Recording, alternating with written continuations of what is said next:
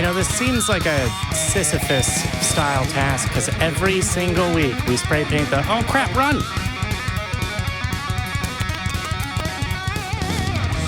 Catch. So who are you going to transform magically into today, Eric? I have no idea. Well, I'm sure the audience will... Oh, there it is. Oh, I'll be surprised. Holy crap, why would I turn into him? All right, I guess if I have to. Hello and welcome to Talk Heathen. We are live, 2019, June 25th. Welcome, June 23rd. Welcome to Season 3, Episode 25 of Talk Heathen. I'm Jamie Boone, your regular host, here with my guest, Matt Dillahunty. Who's pretty irregular. Yeah, I mean, well, okay, that's a little oversharing, but I think we'll be fine for the rest of the episode. It turns out, Murphy is off in the Nashville town. Did a debate last night, which I haven't heard a thing about because I will. Oh, okay. But, well, no, I mean, I haven't heard either. Yeah, well, we just sat around, and drank and played music all night last night. So no idea what you're talking about. I'm always very well behaved and get to bed early before. Yes, and I'm wide awake and have clearly been awake for many hours. So anything new happened with you this week that's, that's exciting that you want to talk about? No. Oh, all right. I guess same with me. That'll be extra funny next week. Yeah. Sorry, it's what is that, a shaggy dog joke? You have to wait for it later. If you've got nothing else you want to talk about, we'll get right into calls. Let's start with Josh in Missouri. How you doing? You're on with Jamie and Matt. Hey, Jamie. Hey, Matt. How you guys doing today? Doing pretty well. Whereabouts in Missouri, if you don't mind? I'm actually in Cape Girardeau. Matt, I think you may have what's the word I'm looking for? Cooperated with the SSA down here some years ago. Yeah, once upon a time. Yeah, so you're see you down again. You're walking the unholy ground that Matt Dillahunty once strode. Yeah. So what did you want to talk about today?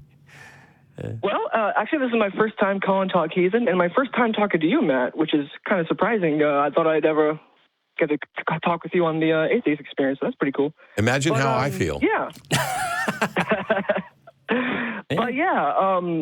So my topic would be, I was getting into a conversation with a theist, and I put up the notion that the supernatural has never been confirmed before, and he disagreed that it has been. I said, well, give me an example of that, and he put out black holes.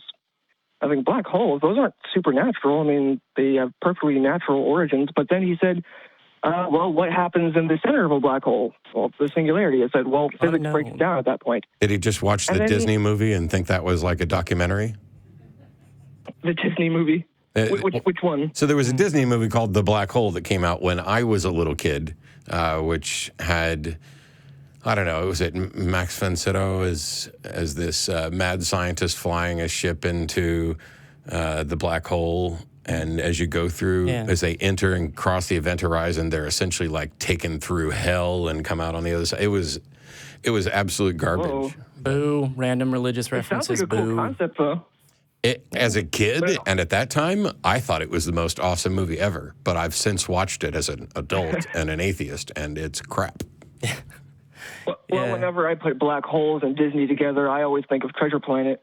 Oh, yeah. Well, so, I mean, my question would be, is your friend a cosmologist, or, does... we don't know the answer to that question. Hey, you know what? I like to confirm skepticism. Well, the way he puts it is that, how do you define supernatural? Well, to me, anything supernatural would be like that which operates beyond the laws of physics or beyond nature. And, a singularity does kind of fit that description, doesn't it? No, it doesn't. Really? Well, I mean, everything that we know about the physical world, including black holes, still is natural. We have physics which define how a black hole operates. We have physics that can describe what happens with gravity and event horizons, et cetera. Now, is there speculation? Sure, do we know everything? No, but there's nothing that anybody can point to about a black hole or anything else that we've ever observed and go, yep, that's supernatural. We've demonstrated it. Sure. I guess in terms of like the idea that you can't really take a singularity and actually demonstrate that it is supernatural. At the present moment?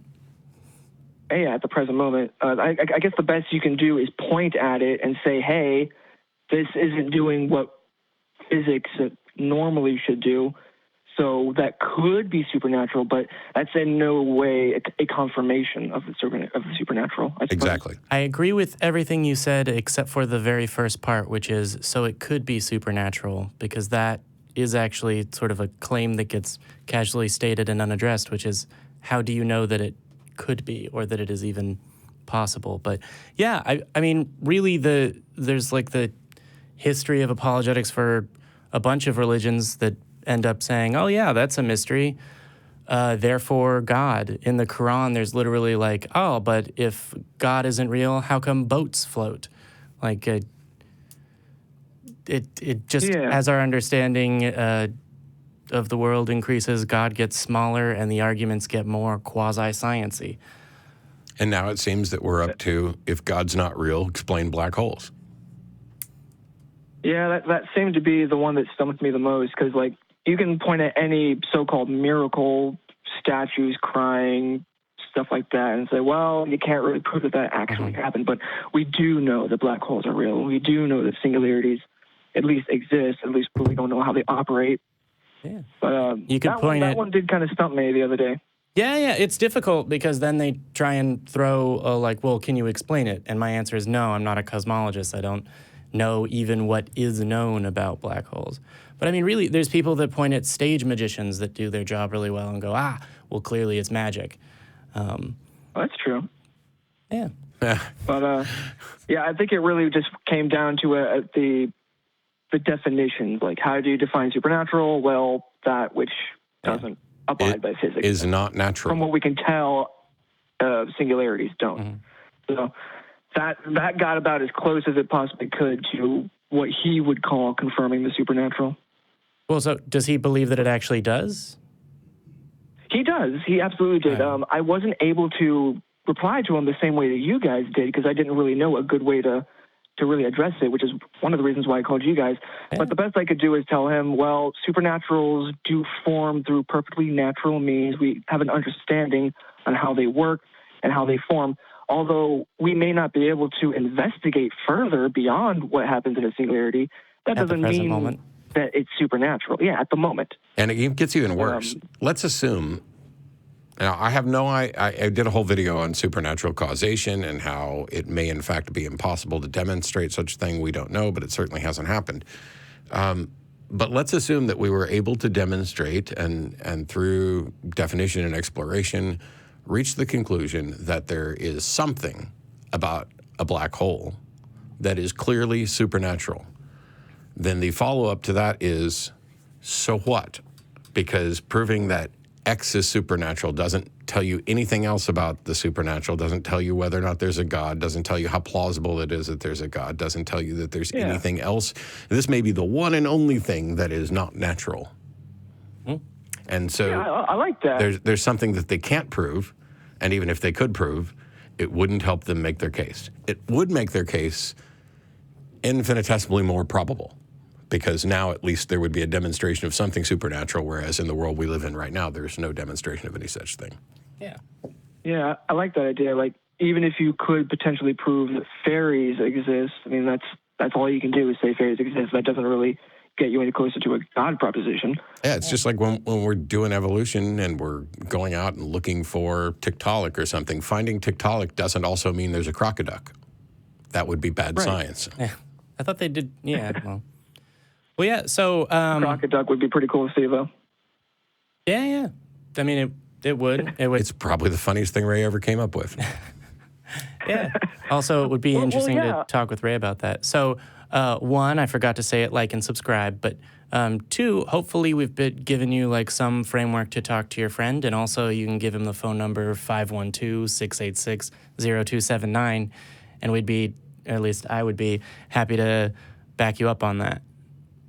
Absolutely, yeah. I think you guys cleared that up immensely. Thank you very much for that. I'll let you guys move on to other callers, but I'll keep watching. Right, Great. cool. Thanks for calling. Right. Thanks, guys. Of course. You know, if we were just chatting around a table, I would throw out a nitpicky thing about you saying infinitesimally more likely, because to measure from unknown to a single instance. But we're not measuring from unknown. We're measuring from 0 data points to having to one. 1 data point. Well, I mean, I don't know how you define infinitesimally. Yeah, because that's the mistake, because we might have had the first example that would lead to a billion, or we might have the only example, in which case it's no more plausible at all. Yeah. I concur. Cool. Well, that was shorter than I thought it would be and happened on a show anyway. So, That's because I listened to Taylor Swift's new song before we went live. all right. I am in full-on calm down mode. Yeah, which is a good song. I rock. certainly like it. Yeah. Do you know how many times you've listened to it in the last 12 hours? Probably 10. Well, let's take our next call from Juan in Los Angeles, California. You're on with Jamie and Matt. How are you doing? Hi, Jimmy and Matt. I'm well. Thank you for asking. How are you guys? I'm marvelous. It says here that you want to help Matt find his faith again. Yeah. So Why would I want to do that? Can you help me find mine too, or Yeah, definitely. I not to make it about me? Sorry, what were you saying? I'd like to help anybody, the whole community, if I could. I'm a young kid. I'm 23 years old. I first started kind of my whole relationship with God when I was 16, and it's been such a huge off and on thing. My dad is a huge skeptic, atheist. I think he shares the same belief that you guys do, and if I'm correct, it's the belief where because you guys don't know that there's anything out there, therefore you guys say it's nothing. Is that kind of correct? It's close, but not quite. So when people are just talking colloquially about oh yeah, no, there's no way that happened, it's casual, and they're not trying to be as precise as is pretty much necessary when you're debating the existence of God. So it's because, well, I can speak for myself, and I'm pretty sure I know Matt's answer, which is I don't have sufficient evidence or reason to believe in a God. Therefore, I don't hold the belief that the claim there is a God is true. So I don't believe that. However, I also I'm not in a position to say, oh, definitively there is nothing that could be described as a God. However, I have no reason to ponder what it would do. So, and I'm convinced that. So one of the things, there are arguments against the existence of particular gods. My favorite, of course, being the problem of divine hiddenness, which is we live in a world where there is not evidence for the proposition God exists, which is what you would expect if in fact a God existed. And so that works to counter it. But yes, I'm making no definitive declaration. I'm not claiming absolute certainty. I don't believe there's a God. I don't believe there's anything supernatural, but I'm willing to believe those things if somebody can actually present evidence. Yeah. Okay. Well, I do want to share, I guess, my standpoint. First of all, I'm a Christian, but I'm not any kind of denominational Christian. I believe it's called non-denominational. All I really have in my life is a relationship with Jesus, and that's it. I go based off the Bible. I don't, cling to any rules or anything of that sort. I just do my best to have my relationship with God, which I believe is Jesus. And so that's a weird way to phrase things. I was going to say, can you be specific about, well, if you just a little bit of clarity, tell me about Jesus. Well, a little bit. That's the same thing I want, but I want to point out the thing in what you just said. Mm-hmm. Because you said that you focus on your relationship with Jesus, who you believe is God. Now, yes. If I ever said, I focus on my relationship with Beth, who I believe is my wife, doesn't that sound like a really strange way to phrase things? Like if I had a relationship with Jesus, you would think that I would know that he was God and that this would be something that would be easy to demonstrate. So I'm curious about how you can how do you know that you have a relationship with anybody that you identify as Jesus? Yeah. Yeah, I'm sorry. I might have phrased that wrong. The reason why I say I believe that is because I know there's many beliefs out there, and a lot of people don't believe Jesus is God. For example, Jehovah's Witnesses, they don't believe that. They just believe Jesus was a prophet. And so what I mean is I personally believe that Jesus is God. That's the way I phrased it like that. That's why do you believe there's a Jesus in the first place? You know, we need to know about the nature of this relationship, I guess, because while I was a believer for many years and would have said things like, I have a relationship with Jesus, I've since learned that that was not true. So I need to know, what is this relationship and how do you know you have it? So my relationship with Jesus is based off of the standpoint of taking the Bible as a piece of true and historic literature, meaning that it was written down by people who actually lived there at one point. Okay. You don't think that? It seems to me you're saying you begin with the Bible is true, right? Yes, I believe the Bible is true in the Word. Yeah, but if you begin with that, of course you're going to believe in God and Jesus. The question, all you've done is push the question off. You're just saying, I believe because I believe the Bible is true. But do you have any good reason to believe that the Bible is true, or is that just your starting point? Oh, yeah, definitely. I mean, first I read the Bible, and then the things that are in it. You know, the Bible says that it's living and active, which means. Sorry to interrupt. I am doing that because I think I do that more than Matt. But Matt's question was, why do you start with the Bible? And it sounds like your answer began with, so I start with the Bible. Or do you mean I read the Bible to test whether it's true? Because I believe that that's where you find Jesus. I believe that's where you find God. Okay, I believe that's where you find Jesus too. I just don't believe that Jesus is real, and I don't believe the book that's leading you to that. It's like saying, I have a personal relationship with Harry Potter, and I began with the Sorcerer's Stone. Yeah, the thing is, I don't think there's been anyone in history who's ever said, I've seen Harry Potter in real life. First of all, that's irrelevant. The number of people who believe something or have professed this belief or written about this belief is irrelevant to whether or not it's true. But I can guarantee you that there's somebody out there who thinks that they have a personal relationship with Harry Potter. And that fan fiction is... Can I ask you then, how do you personally believe that anyone in the past is real? For example, maybe you have a great-great-grandfather. How would you believe that he's real? Evidence, birth certificates, etc., stuff like that show that somebody existed. But here's the thing. I'm not concerned with whether or not somebody actually existed, and I'm fine with the notion that there may have been a Jesus, but that doesn't necessarily tell me anything about whether or not he had magic powers. And I'd like to piggyback on that which is like, oh, your grandfather, your great-grandfather, who's getting on in age, has a story that he tells about what happened in the war, and it gets different each time, or, oh, the fish gets larger each time you tell it. So even 3 generations back, when you're talking about people that say, I was there and I saw it, the details change. It's not a great source of information. Unless you appeal to an unconfirmed miracle, I must have had a grandfather. Yeah. I guess it's not the case that I must have had a Jesus. Maybe I could try a different approach if that's okay. Sure. Because I don't want to debate. I feel like that's what's going to happen, but I don't want to. My thing is, if I could show you guys. Hang on. Yes. You're convinced of something, and we're not. And the purpose of the call-in show is to have these sorts of discussions or debates, and yet you're calling in to say that you want to change our mind, but you don't want to debate. What the hell do you think will work? Yeah. No, what I mean by debate is I don't want it to turn into some kind of back and forth, each other cutting each other off kind of thing. I'd like to hear your standpoint. I really want to hear how you came to your relationship with Christ, if you've had one, and then kind of walk through what that was like and why you stopped following.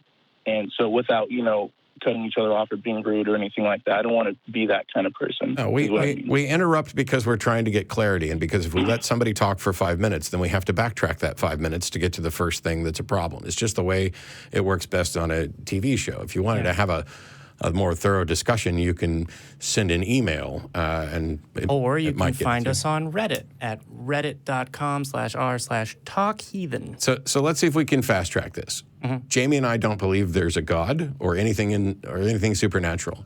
You do. Why? Yes. Because I felt him.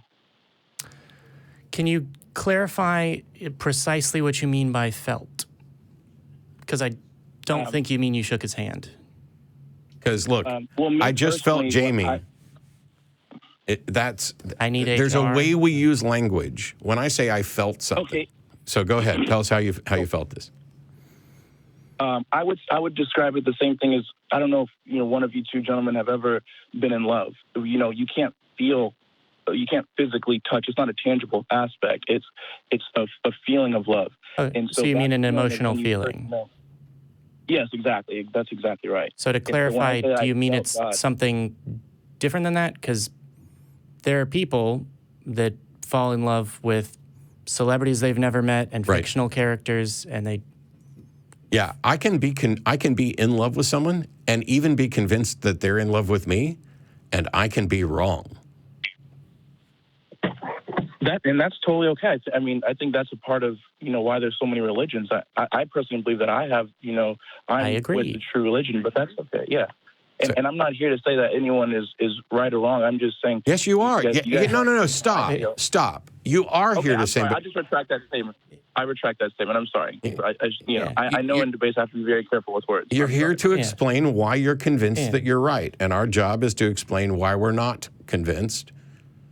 And that means there are going to be questions. But you've gone to this. You started with the Bible. You started with a feeling. I think that we're probably going to part ways on the nature of what evidence should count and how much evidence should be sufficient. So we'll try this again, and I'll stop for a minute. Yeah. Why are you convinced that you have a relationship with the supernatural being? Because I can speak to him. I can, pour out my heart to him. I can tell him what I'm mad at. Sometimes I'll be honest with you guys. I cuss at him. I Okay. How I can cuss at my dad sometimes. Okay. I have that relationship. So here's what I'm going to go ahead and guess. I'm going to assume that when you cuss at your dad, you get some kind of response from him, and that other people could be there and confirm what that response was, or that it could be captured on video. Hopefully it's not too harsh. But is there something like that? Like, oh, yeah, no, I get a response from the supernatural being that you experience? Yeah, yes, there actually is. I mean, it's not going to be something that someone can videotape, but in my heart, because it's a relationship through your heart. I don't care about your heart. I don't care what you're convinced of. I care why. The why is the most important thing. And so you say, well, I can talk to Jesus and I can pour my heart out to him. Well, guess what? So can I. And I can also talk to other fictional characters and pour my heart out to them. The demonstration that there's a relationship is when it's bi-directional, when I am getting clear messages and clear interactions with somebody. And it can't just be a feeling, because the guy who fell in love with, pick a celebrity, Taylor Swift, may be convinced that love is being returned. Oh, she loves me, she's just hiding it. She loves me, she's just doing this and blah, blah. We need to be able to discern what is in fact real. I have no problem accepting that you have feelings for Jesus. The issue is, why would you think that Jesus has feelings for you? And if your only thing to point to is that you feel it, I don't care. Because that's not evidence for the proposition. That's just more evidence that you are convinced. We already know you're convinced. What would convince somebody else? Well, someone else would have to feel it. Like, I think what you guys are asking for, you guys are asking for hard, testable evidence that a spiritual feeling is real. Yeah. Yes. And I just hope you guys, I hear you guys. I just hope you guys understand that you guys cannot physically test a spirit. You guys. Why should we believe that it exists? No. This is the problem. Okay. What we're looking for is evidence that would be sufficient to warrant believing. You're now admitting that no such evidence exists and that you believe anyway, which means you are by definition irrational on this topic.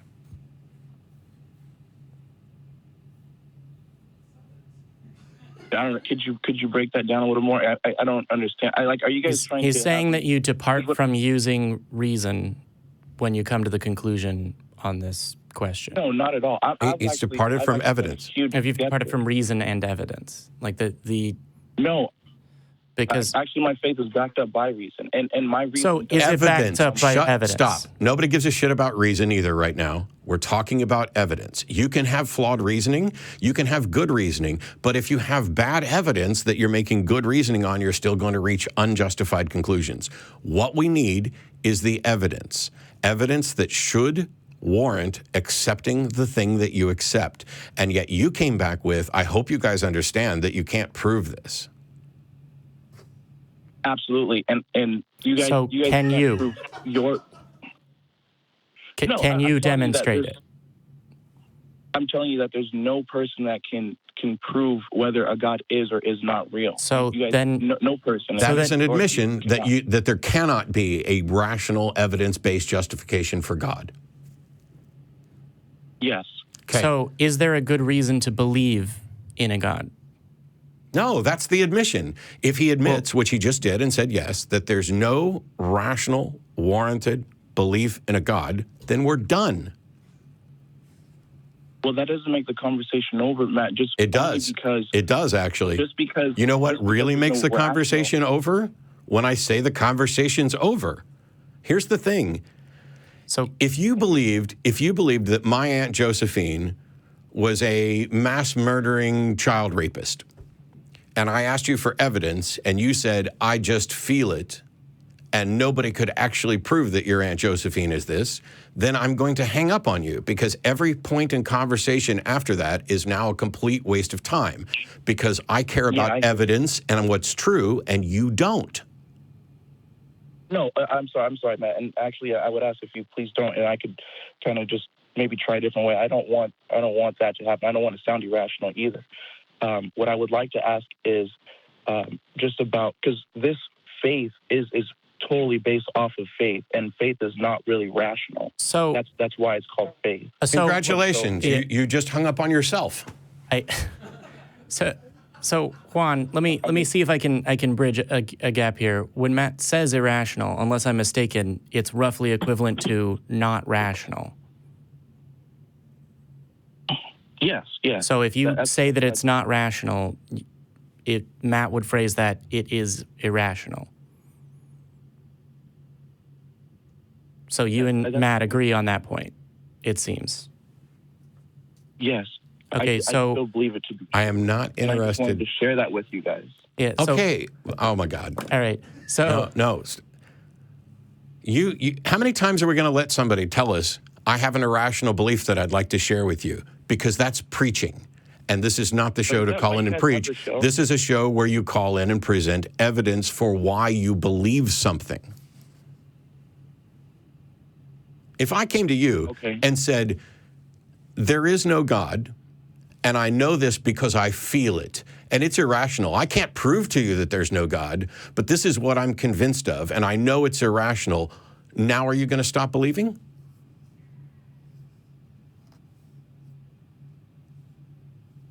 No, Matt. Just because exactly. I have a personal relationship. Yeah. So no, not because if you're not believing what I just said because you have a personal relationship, you need to demonstrate that personal relationship. The reason to not accept what I just said is that it's irrational. Yes. Yeah. So let me jump in here because I don't want this to go around and around about your specific belief, right? As a quick side note, when one person is convinced that they love another person and have a relationship with them and there's no demonstration the other way around, generally we call that stalking. But I'd like to get to the point where you say, oh, no, it's irrational, but I believe it based on faith. Because at the point at which we are not talking about, having beliefs because of sufficient evidence and good reason, then the conversation can't really continue with, but I read the Bible or I have a feeling. We have to have a conversation about why would you believe a thing, anything, without that, without reason and evidence. Entirely separate from a belief in a God, why would you believe something without sufficient evidence for it?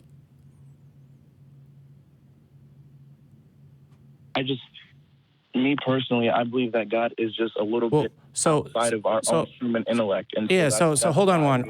Hold on, because I think maybe this call is sounding a little bit aggressive to you, because this isn't a question about your God belief, and it's not a question about Jesus. It's a question about you and how you come to conclusions, right? Like if I'm trying to come to the conclusion that no, my car wasn't broken into, I would go and look at it because then I would be able to confirm that it was or wasn't broken into. And if I wasn't sure, I would ask someone else to investigate. I would investigate the solid evidence. A car being broken into is a mundane claim, but mundane or extraordinary or otherwise, I would like to rely on sufficient evidence and good reason to come to a conclusion. Is that generally the way you live your life? Yes. So is there another instance in your life, other than belief that Jesus is God and that you have a personal relationship with him? Other than that, is there any other belief that you hold separate from reason and evidence?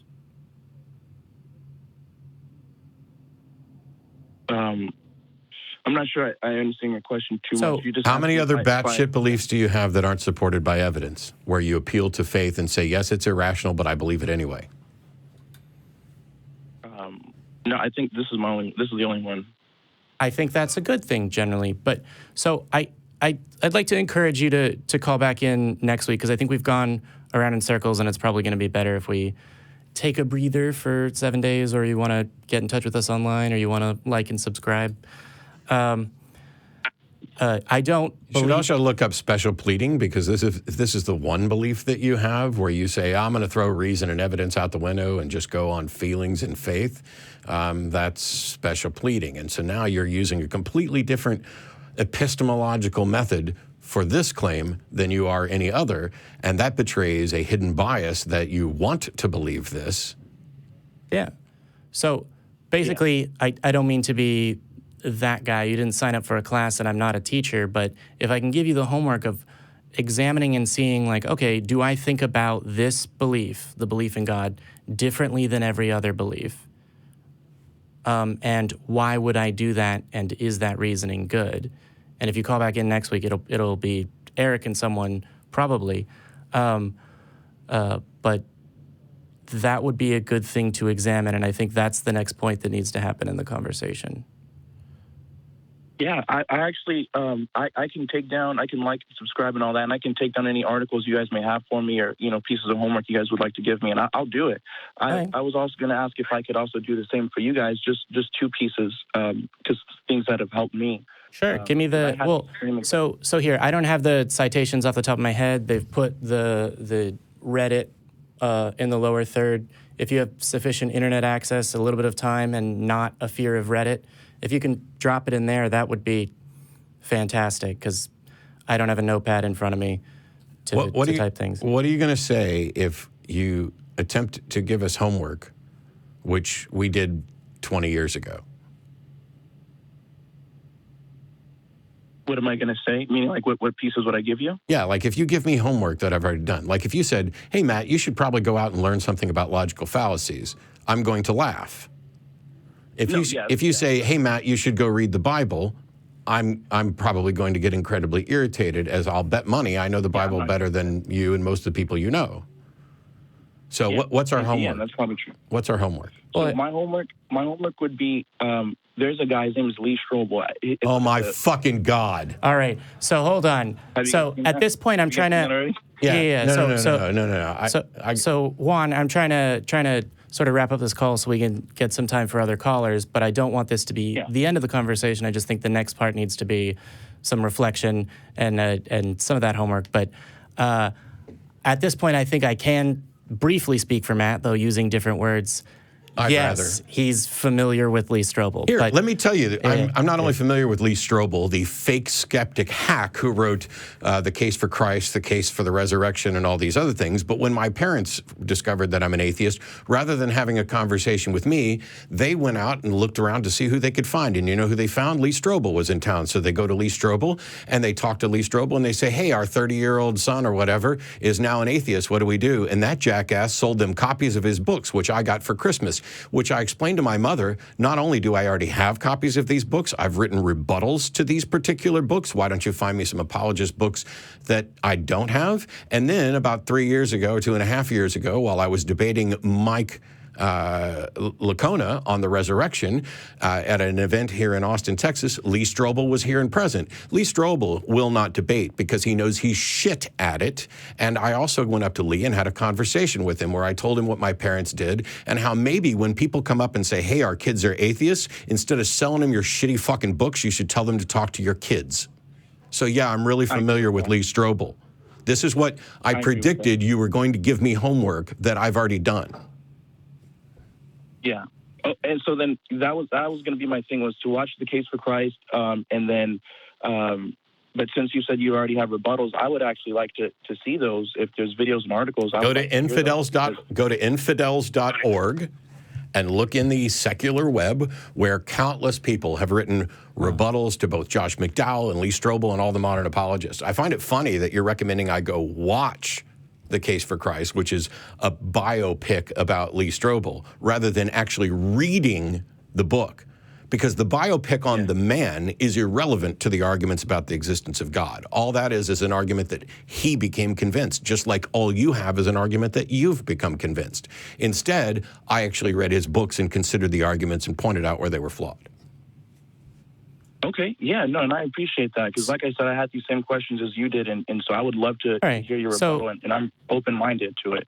All right, so here, real quick, before another point of contention comes up, so I'll make a deal with you, Juan. If you post a link, go to, I don't know why I love Reddit so much, but if you go to Reddit and you create a post and we exchange links for evidence and we do each other's homework as best as can be done in 7 days with busy schedules. Then after that, when you call in, it'll probably be Eric next week, but it might be me.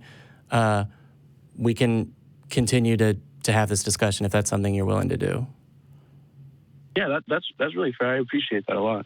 Awesome. Yeah. Well, I'm gonna let you go. Like and subscribe. See you later. Exchange and link. Oh, really quick. Oh boy. I've never really used Reddit. But no, I just never used Reddit. Okay. So I just go to reddit.com, and then how do I find you guys on there and do the post and all that? If you, so if you go to if you go to reddit.com, there'll be a search bar, and the name of the subreddit is Talk Heathen. We'll make this short. If you send an email to jamie@atheist-community.org, we'll exchange emails, and I'll help get you set up on Reddit, if you're okay with that. Okay. All right, cool. Yeah. And fair warning, you will not find me on Reddit. Okay. All right. Well, I will talk to you in a week or two. Not that I'm anti. Bye, Juan. Yeah. For a second. I just don't participate there. Yeah. For a second, I thought I was about to discover that you owned or ran infidels.org. I was going to... No, infidels.org. I thought you were just Matt Dillahunty. I didn't know that. No. Which was infidels.org, which is, by the way, one of the best resources on the web, thanks to Eddie Tabash and tons of other people, Richard Carrier, Jeffrey J. Lauder, et cetera.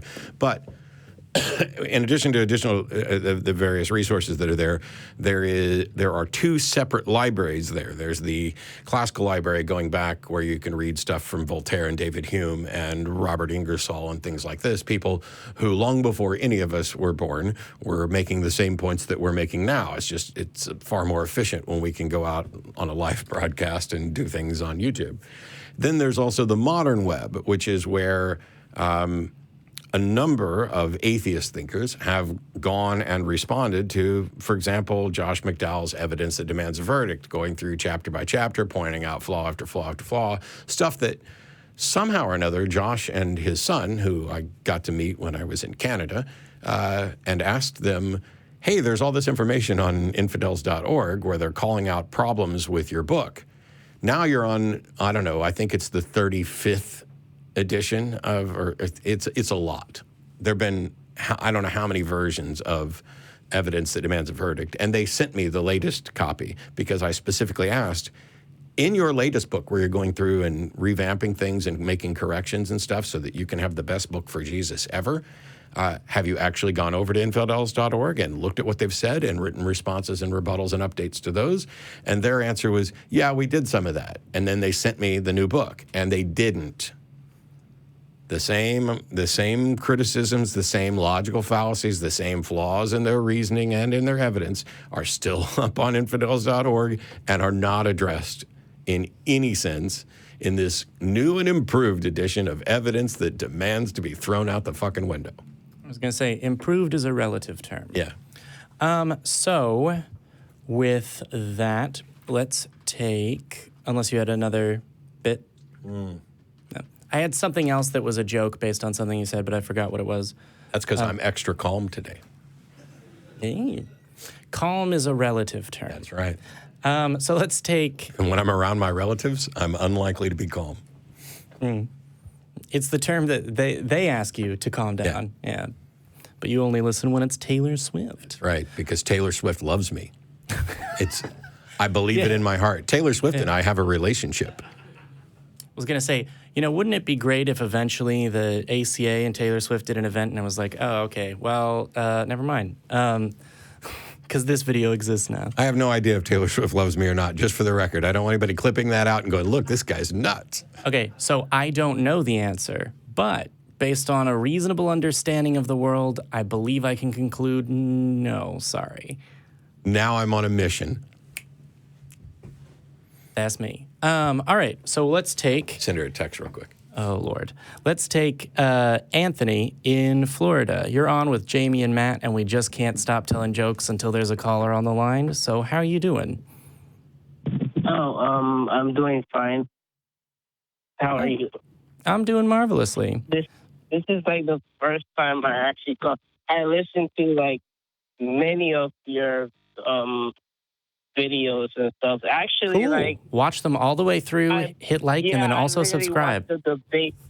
I watched the debate. I like when Matt debate with other Christians because like every time when I see another person like an atheist debate with another Christian, I don't like it because they don't know how to debate. Like this guy. Well, what's funny is we're starting on a point of agreement. I also like when Matt debates Christians, but yeah, here, it says you wanted to talk. Well, we're unanimous. Yeah, woo. The motion passes unanimously. So it says here you wanted to talk about the difference between Christian and atheist marriages. Yes, I wanted to. The fact that atheist marriages tend to last longer. Well, not necessarily. You're correct, not necessarily.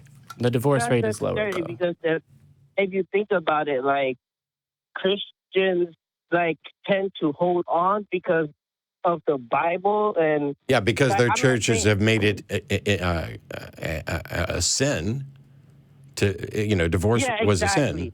Yeah, I mean, let's clarify here. That could be hypothesized as a reason why Christians stay in a marriage that in any other circumstance they would break off a relationship with another person like that. Where the smartest thing would be to break off a thing and get kids and leave the house. But there are actual polls and studies on this, and But the divorce rate may be lower because the marriage rate is lower. Yeah, well, it's fewer people getting married at 16 because they're horny. Yeah, and being stuck there forever. As far as I can tell, it's just an obvious fact that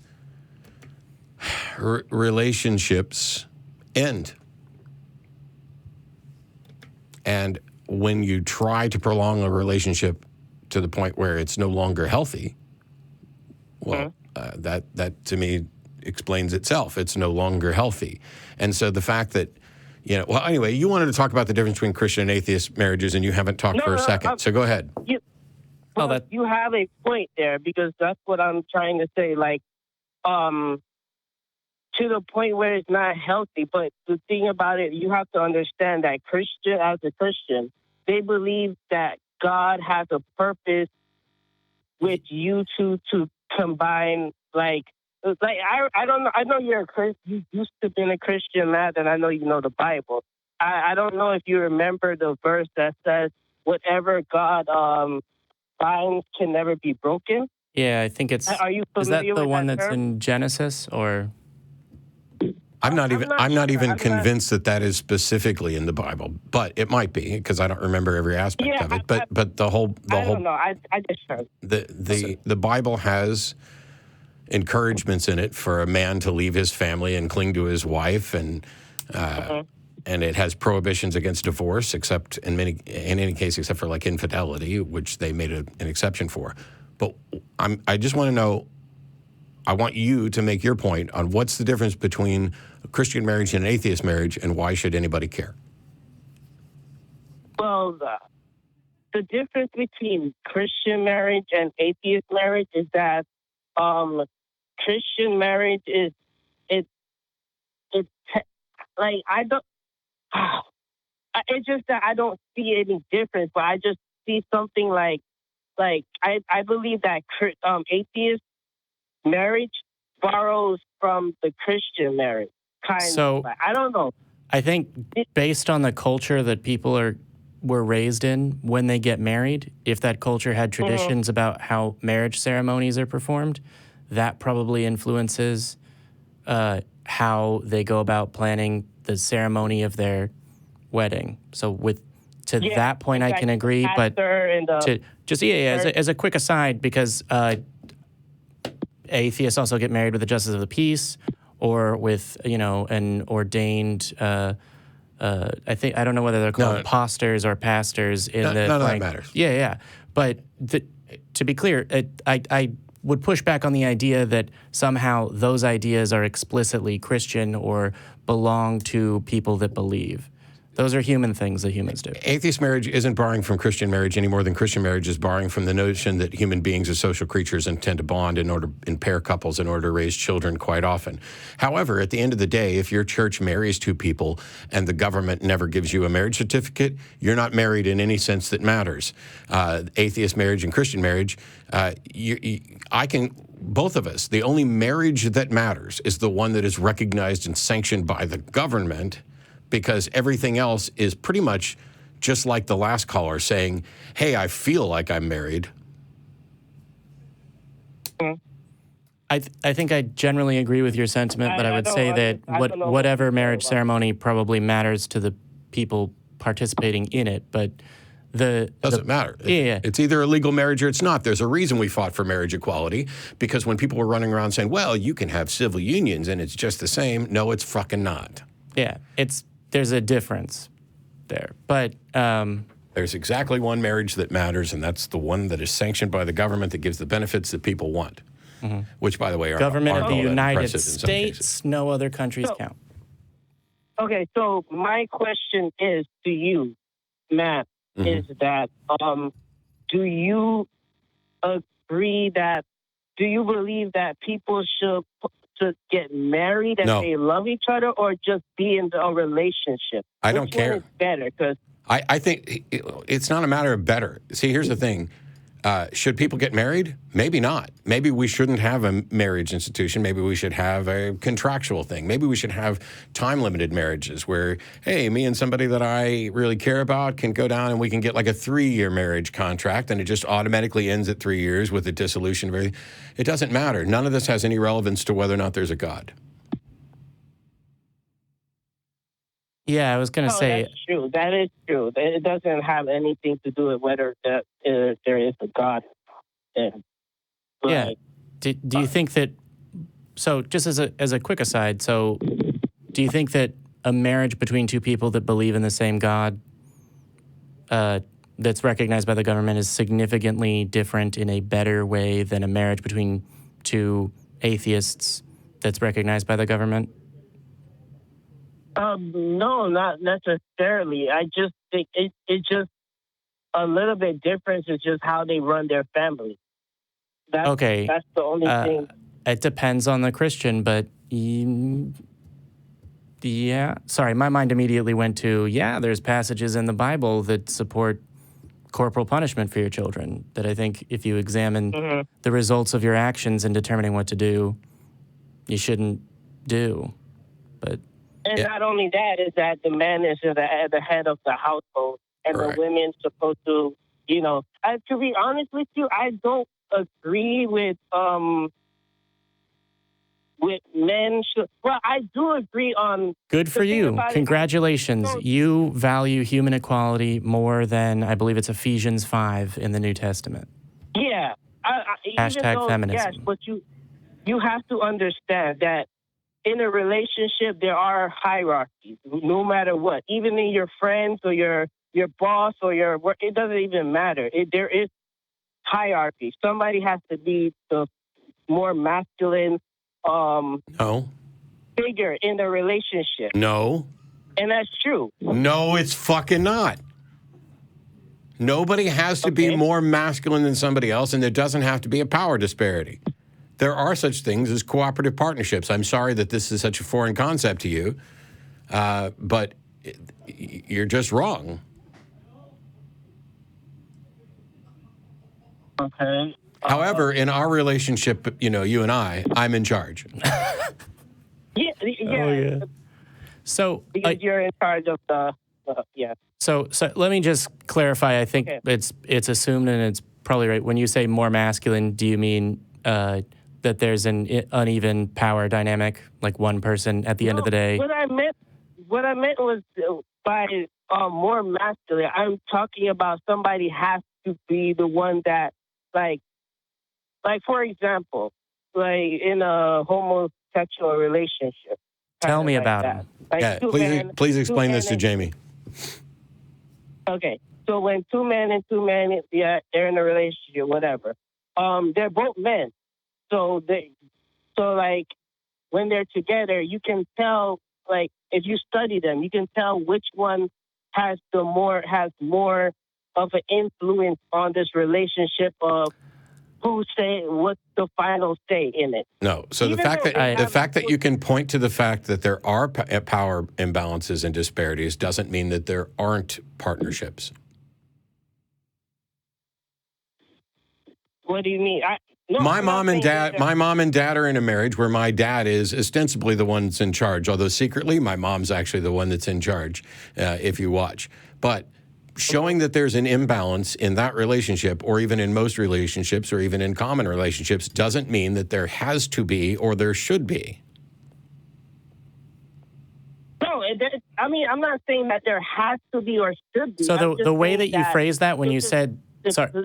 So when you originally introduced your idea, you said, oh, there is, in like universal terms, as far as this is the way that relationships between human beings work. If you mean to say, when I think of the relationships that I've observed, it seems to me that there's always, I think the first word you used was hierarchy, then you're commenting on your observations, and I can exactly. That's what I'm saying. I'm not saying that it does need it. I'm just saying that it just tends to happen.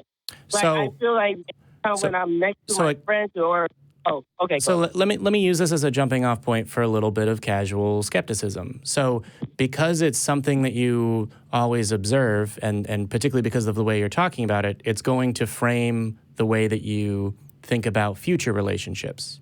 So that when you see a relationship, right, same sex or otherwise, if you are paying attention to like, oh, I wonder what the power dynamic or what the hierarchy is, you're starting with the assumption that there is one, so that if you came across a relationship that you were then paying attention to where it was a partnership, you would be thinking, oh, I can't tell who is at the higher end of the hierarchy, rather who's than the man. Who's more masculine was the phrase you used. So I would say, particularly when it's, oh, things that I've observed, be careful, because those influence the way that you see the world. They influence the way you observe the next event. And it's worth pointing out that while all I'm objecting to is the statement or your suggestion that there will or should be or always is some sort of power imbalance, I'm fine with the notion that it's possible for a healthy relationship to have one person far more in charge and far more in control than the other one.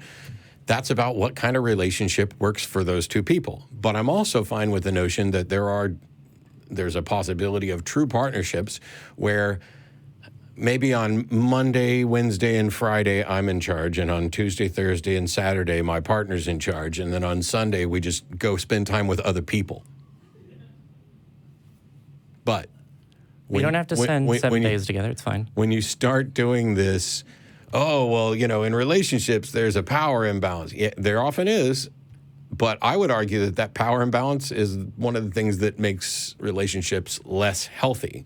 Yeah. And that when you run across relationships where there's not a power imbalance, I would suspect that they're less likely to lead to breakups.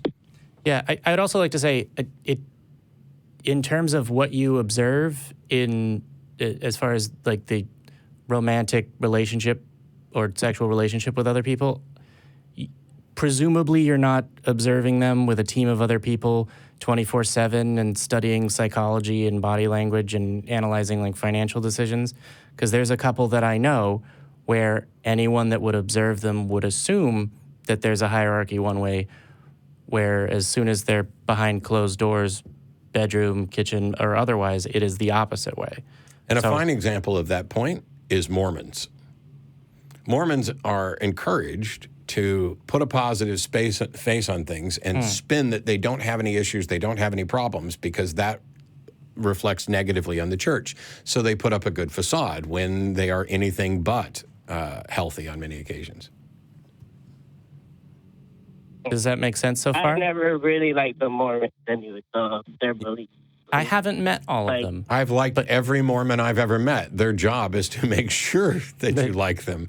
It's really hard to say, you know what? True. That Mormon's a fucking asshole. That you almost never hear that. Yeah. You almost never hear that about ex-Mormons either.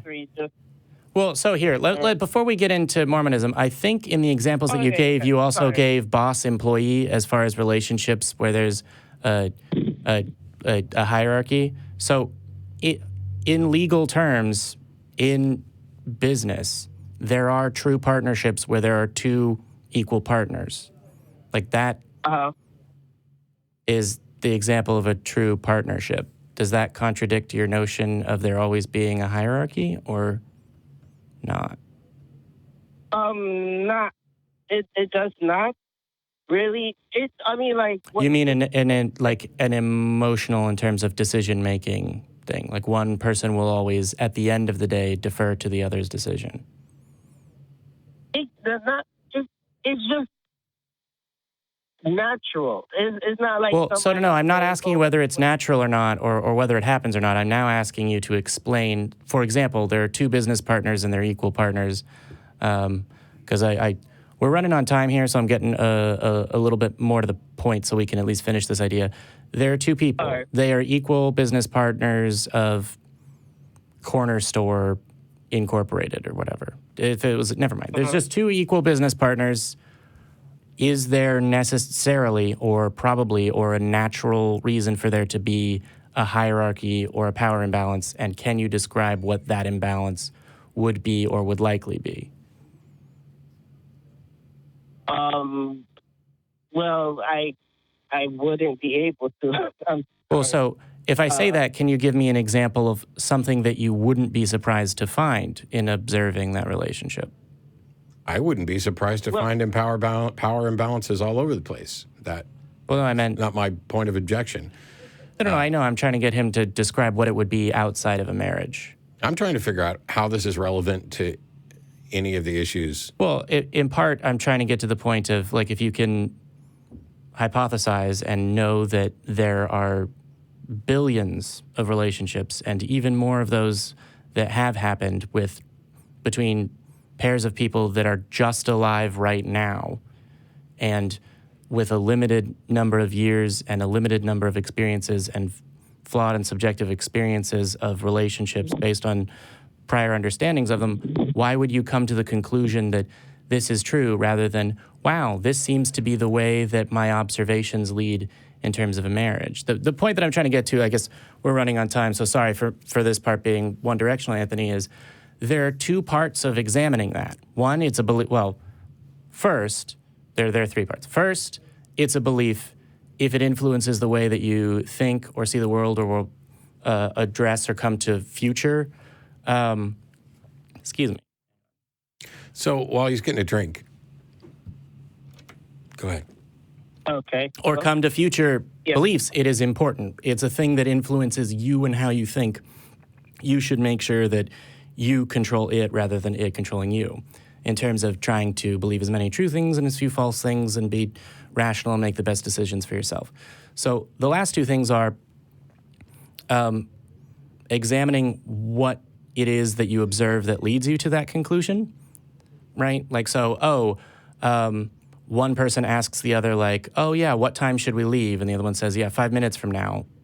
Examining how strong the evidence has to be for you and what reasoning you have to do and how quickly you come to that conclusion. I'm right? sorry. But the third thing is the next place that you have to go that doesn't appeal to people and that doesn't occur to people naturally is, why do I think that way? And how can I demonstrate that my own reasoning is flawed and that I shouldn't? Or at very least, expand it. Because there isn't a way of casually observing human behavior that should lead anyone to even a very confident or even a half-confident conclusion about all of human nature. Obviously, you have to have a working set of conclusions, but I would say the less restrictive your working set of conclusions is, particularly on however many years of observation, the better you're going to be able to understand people and people that engage in a way that you didn't previously understand.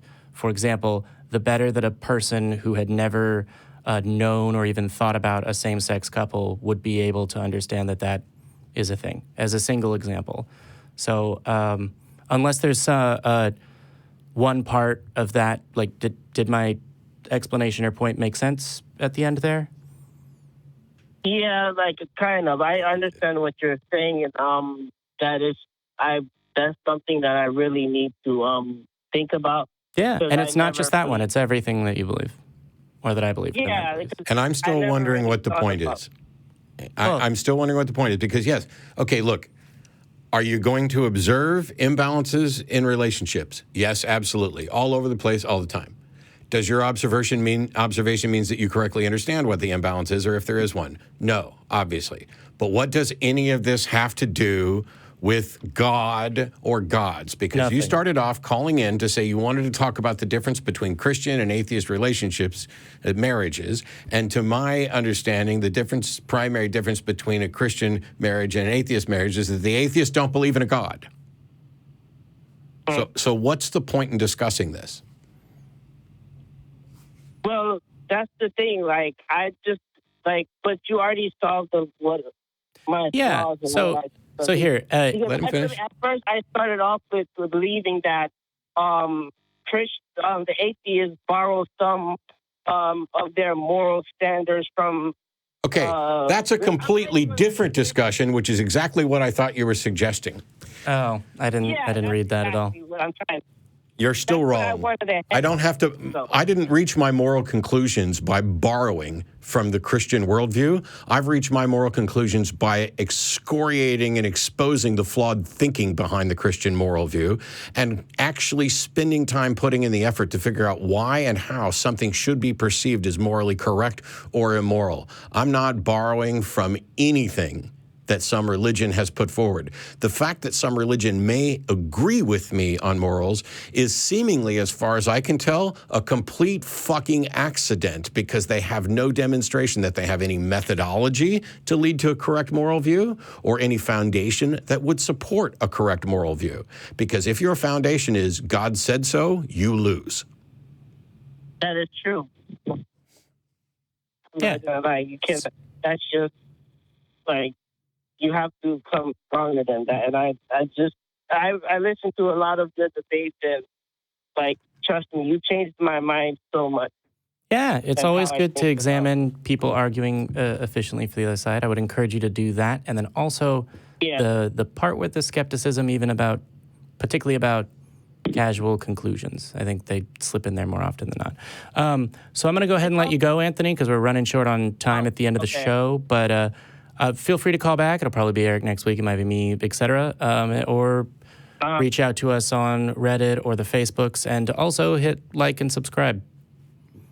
Wow, I feel like I'm actually a thing now. All right, cool. Thanks for talking, Anthony. Yeah, I didn't read that he was trying to get to morality through marriage at all. So I went, yeah, okay, cool. Here's some statistics. Here's that. all right, oh, why do you believe this? Let's think about your thinking, because that's more interesting than marriage. He hadn't thought about it in terms of the actual word morality until we got there. What he was thinking about it was with regard to what is right, what is better, and all of those things ultimately get to questions of morality. This is why, so this is the specific framing or phrasing that he uses when he's talking about this. It begins with, gosh, I've seen something that's different between Christian marriages and atheist marriages, and surely one of them has to be right, or maybe we have some way of getting to right, and that ultimately just leads to morals. So while I don't think he thought about the word moral at the beginning of the call, by the time we got there, he realized that's what he was talking about. I'm trying not to say, well, that's a really fucked up framework for even thinking about this question at all, because in my mind, if there's two people getting married, informed, enthusiastic consent for any legal or social or whatever type of agreement between people is necessary. Whether or not it's a wise decision for their emotional well-being is a question of whether or not it's wise, not moral. And then for me, the relevant questions about morality and considering these things end. So yeah, what's actually it would have been a really short call. What's actually a little scary is that I'm able to predict where he's going even when he's not. Because that means I've done this for a little while. I was going to say, it means you've thought about that longer than he has. Yeah, plus I've met Lee Strobel. One of the things is that I think two people should get married when those two people want to get married and, there's not extra factors that are being ignored. And I think two people should get divorced exactly for the same reasons. Actually, you don't need two people to want to get divorced. All you need is one that wants to get divorced, because that demonstrates that the relationship clearly needs to end.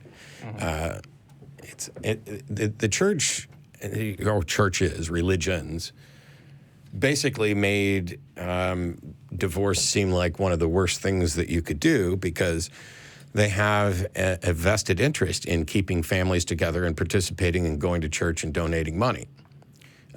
They have a vested interest in making sure that the perception, which was a good talking point that Jamie brought up, that you take away from seeing a Mormon marriage or a Baptist marriage is a positive one, so that you think they've found the secret to a happy life, because that will encourage you then to participate with that religion. And in the case of the last caller, you think they've found or have the secret to living a moral life, because a moral life is clearly a good life. Oh my gosh, this is all so easy. Let's turn ourselves over to Jesus and we can be just as miserable as every Christian that's pretending not to be.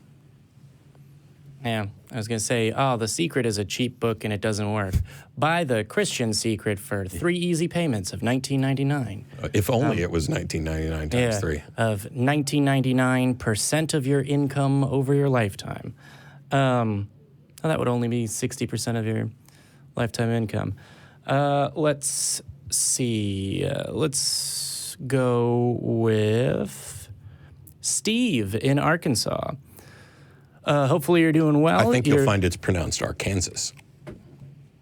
Hey guys, can you hear me all right? Hey Steve, how you doing? Hey, how you doing? I'm doing pretty well. That was the call ever. I'm sorry. That was just, I don't even know how the fuck you guys talked to that guy for that long. And then you went on and talked about it for like 5 more minutes. Yep. The last Brutal. 5 minutes was probably more interesting to Matt than the rest of the call. Oh, I think it was more interesting to Matt than most of the rest of the people listening. Because I was like, I totally did that for your benefit, Steve.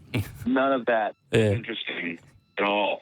I'm I'm glad that there's an objective measure of interesting. Yeah, none. Yeah, earned a title. What do you got for us? So it says here you had an experience that's keeping you from being an atheist? Yeah, kind of, yeah. We spoke before, probably back to Theist in December, and I don't even know how much time we have left here, but... As much time as I decide to give you. Boom. Be nice. Oh, cool. Well, I can at least promise it's going to be more interesting than the last one, so it's not a very big promise. But, so I began to doubt my faith in God in around October, and I became an atheist for probably 3 or 4 months. I spent a lot of time watching, the Atheist Experience and Talk Heathen and some Anthony Monabosco stuff too, and that kind of stuff. And really, before I had my doubts, though, in my last few months where I would consider myself a Christian, I had some experiences that have kind of become like a pebble in my shoe that have been hard for me to kind of shake it, Okay. And, so what are those, if you don't mind me directing that? Yeah, sure. So I probably have a pretty good clue what you're going to say, but when it's personal to you, it's hard to, Yeah. Isn't that the obvious problem? I mean, when you say when it's personal to you, it's hard to move past this. That's correct, because we're biased, and that's why we seek to remove bias and deal with things objectively.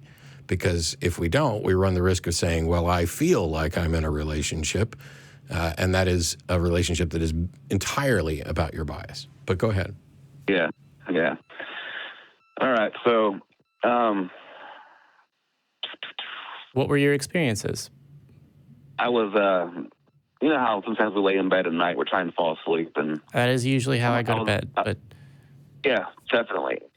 Little things cross our minds as the process goes on. Eventually, we fall asleep, and I was thinking about like childhood kind of things and how I never really had like what I would consider like really good grandfathers, and I was thinking how the closest person I had to a grandfather was this particular uncle I had.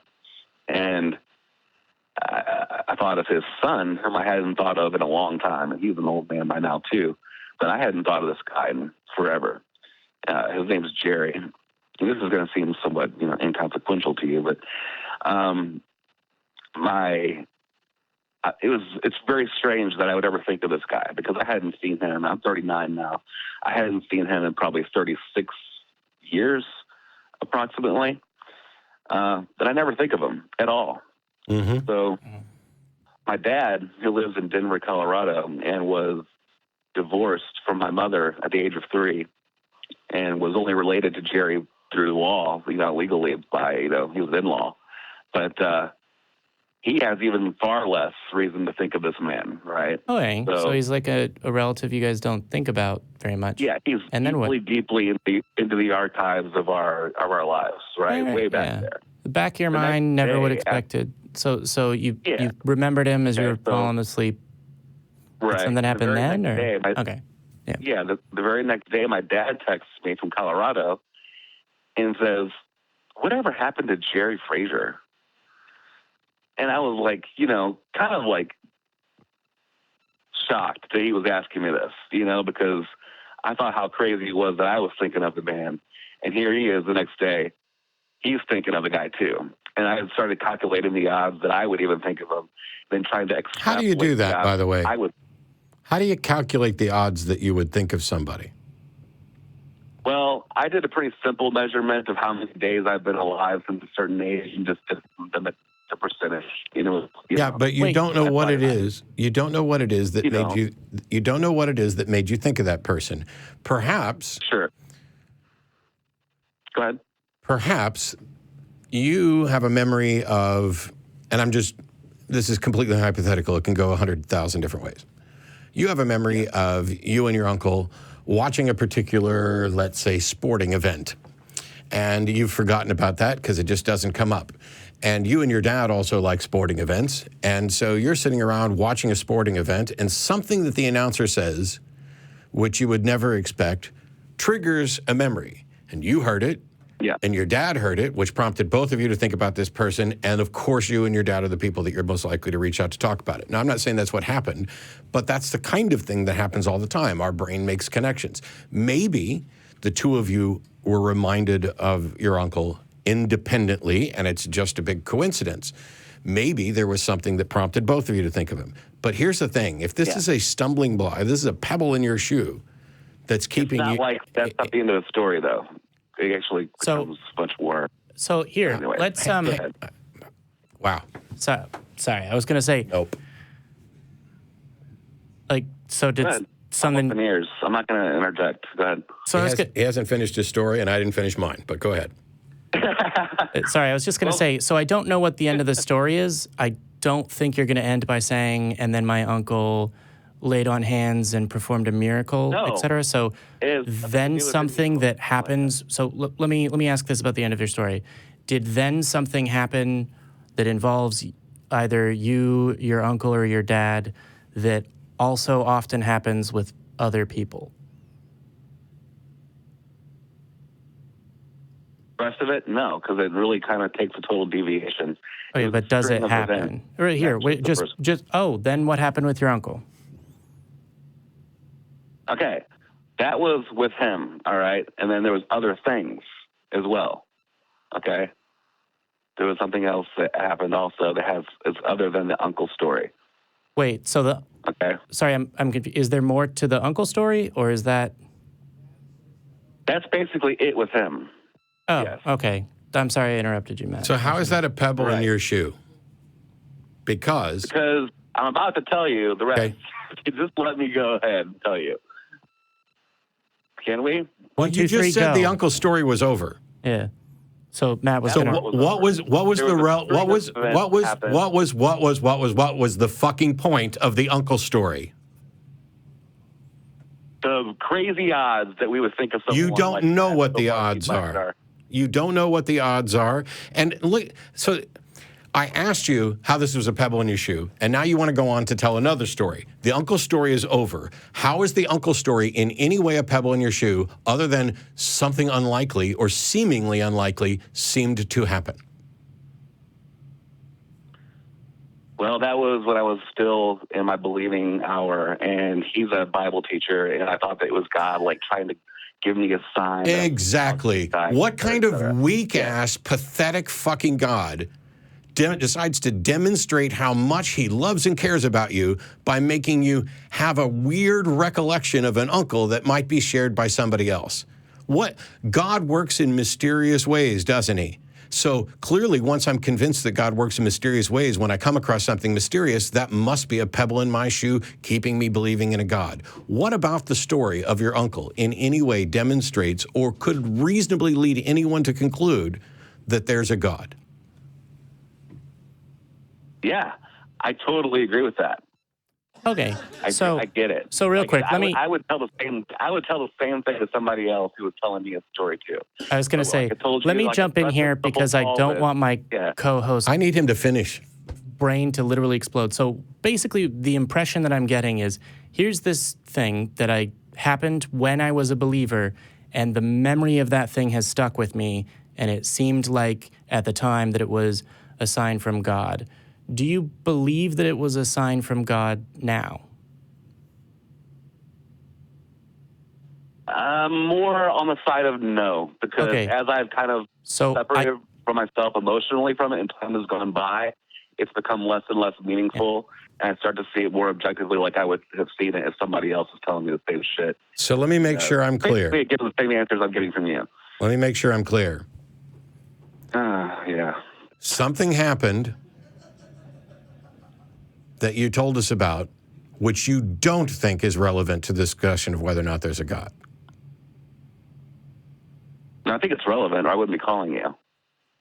You just said you no longer thought it was evidence for the existence of God. Steve, do you think it's relevant for people to consider the existence of God, or do you think it's relevant to how your mind is working when considering whether or not there's a God? Choice B. Yeah, I didn't want to go here. I've got a prediction as far as how the call is going to go because it would be presumptuous and harmful to the call. But it seems like this is a thing that you've said I have removed myself from it emotionally. Good for you. That's the thing that needs to happen. This is the I'm struggling with the hooks that are still in my brain from belief, right? Those are hooks that are barbed. And so they're really, really fucking difficult to address or surgically remove even when you know that they should. Well, right? I mean, I don't know. I've never been Matt. But what I would say is never will be. Basically, this call to me seems like every call where it's, someone is in a relationship and it's bad, but they've got emotional baggage, so they get together or they call their girlfriends to say, hey, am I crazy for thinking that I should leave this guy? Oh my God, we've been together for whatever. Except it's not that, because he already acknowledged the story is irrelevant. Yeah. Well, so let me say this, which is that I've got this mug. I think I've earned the title, girl, drop his ass, leave him behind. You're an atheist. It's fine. Yeah, that's not going to do it. I know, but it's hopefully going to help reflection on it. So go ahead and finish your story. What else you got? Your second story that is the relevant one, I'm assuming? Yeah, it's by far the more relevant one. We should have started there. Anyways, I probably should have started there. No, I'm telling you, you definitely should have started with something relevant and not something irrelevant. Well, I thought I was going to be able to finish the whole thing before having to, defend. So, you never watched me before. Sorry. What's the second part? All right. I don't think there's anything of you I haven't seen. Okay. So, I'm a fan. You can't be surprised at this point, then. I'm not surprised. All right, let's get to the relevant story. Okay, fine. So I'm talking to an old worship pastor on the phone one night about my feelings. I'm being pretty honest with him about everything I'm thinking. And he's trying his hardest to, get me to not go away and quit believing. And he tells me, probably a story you've heard 1,000 times yourself, where someone needs money, they don't tell no one they need money, and all of a sudden the money shows up in the mailbox. And it's the exact amount. It's the exact amount of money, right? Yeah. Do you believe those stories are ever completely accurate? No. So Me neither. So how is this story relevant? Hold on, Matt. I'm with you. I'm just trying to direct traffic so that we get to the point. I know you are. Just give me a green light for Green light. Floor it. Get there. Okay. All right. Sorry. So I would have already been halfway done. But anyways, here we go. So, but you keep telling us how you would have been done, and you keep going on with the relevant stories. You're way further than halfway done. I'll shut up now. All right. So I tell him, that's fine. I don't put any sort of value on those kind of things. It sounds ridiculous. And so the next day, my wife needed me to go to the post office, and I was real excited because I had basically decided, I don't believe anymore. I guess I'm an atheist, and I was kind of excited about it. And I had one friend in the world who I know is an atheist, and I was excited to tell him. And I go to the post office, and the first person I see is him. Who? We walked up there. Yeah, we were the first people there at the post office. So he's asking who? Your atheist friend? Yeah. Okay. A sign from God. He's the first person I see. So, I go up, I tell him, I'm totally pumped up, and we're talking about it. He's like, whatever. So finally, I get home. I'm cutting the story super short here for the sake of brevity and not wasting your time with stories you've heard a million times. But I get to the house, and my wife's like, here, this came in the mail for you. And I was kind of spooked a little bit by that, considering the conversation I'd had the night before and the few things that happened in the interim in between that happening and getting home the next day. And basically, I look at the screen here on TV, and it gives me a total what the fuck ever face. So anyways, I go inside to open the envelope, and it's something that my aunt had sent me from my grandma's funeral a year prior. And it was all the childhood pictures, of me from way back in the archives, things I'd never seen before. And I had this feeling, a Christian would call it a conviction, that God was saying, see, I've had my hand on you your entire life. And that's kind of the feeling I had, and that right there, I still continued down my searching, and basically I continued with my absolution that I was no longer a believer, but it's never let me go. It's like a hook that I just can't get out, and I feel no matter how I know all the epistemology, I know all the things. No, you don't. Say to somebody who is telling, yes, I do. I know those things, but still, it doesn't matter when it's emotional. So I think I can. It does. That's the point. I think I can actually summarize this call and then say, hey, Steve, call us back again when you're gonna declare you're an atheist. Just predictions. So Steve, yeah, the power of religious indoctrination is extreme. There are people that wake up 50 years after deconverting from a nightmare about hell, right? Because the parts of your brain that are emotional are, in many cases, powerful enough to override your reason. Keep pursuing that reason. I think it'll lead you to a place where you're much happier, and the conclusions that you reach are either more rational or less hindered by I had a feeling and therefore it's going to influence my beliefs. But I think we're gonna try and hit at least one other call in here. I just want to make sure I understand this.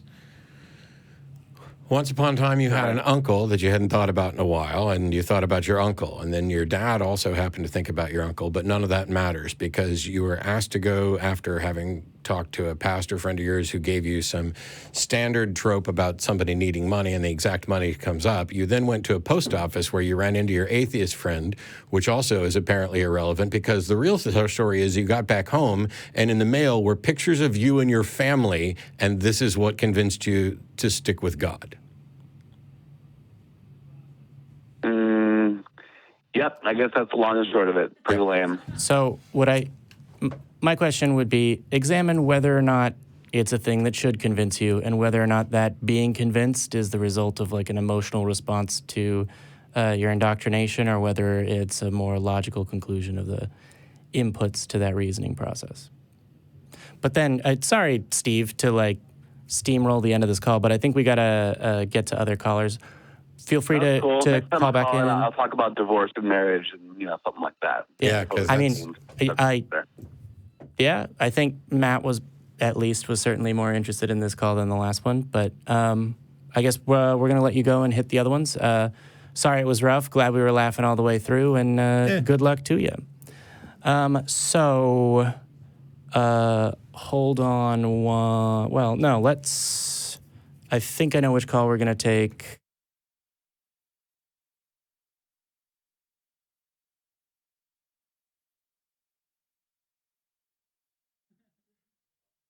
Sorry, we know that dead air is actually better than 3 irrelevant stories, so we thought we'd prepare.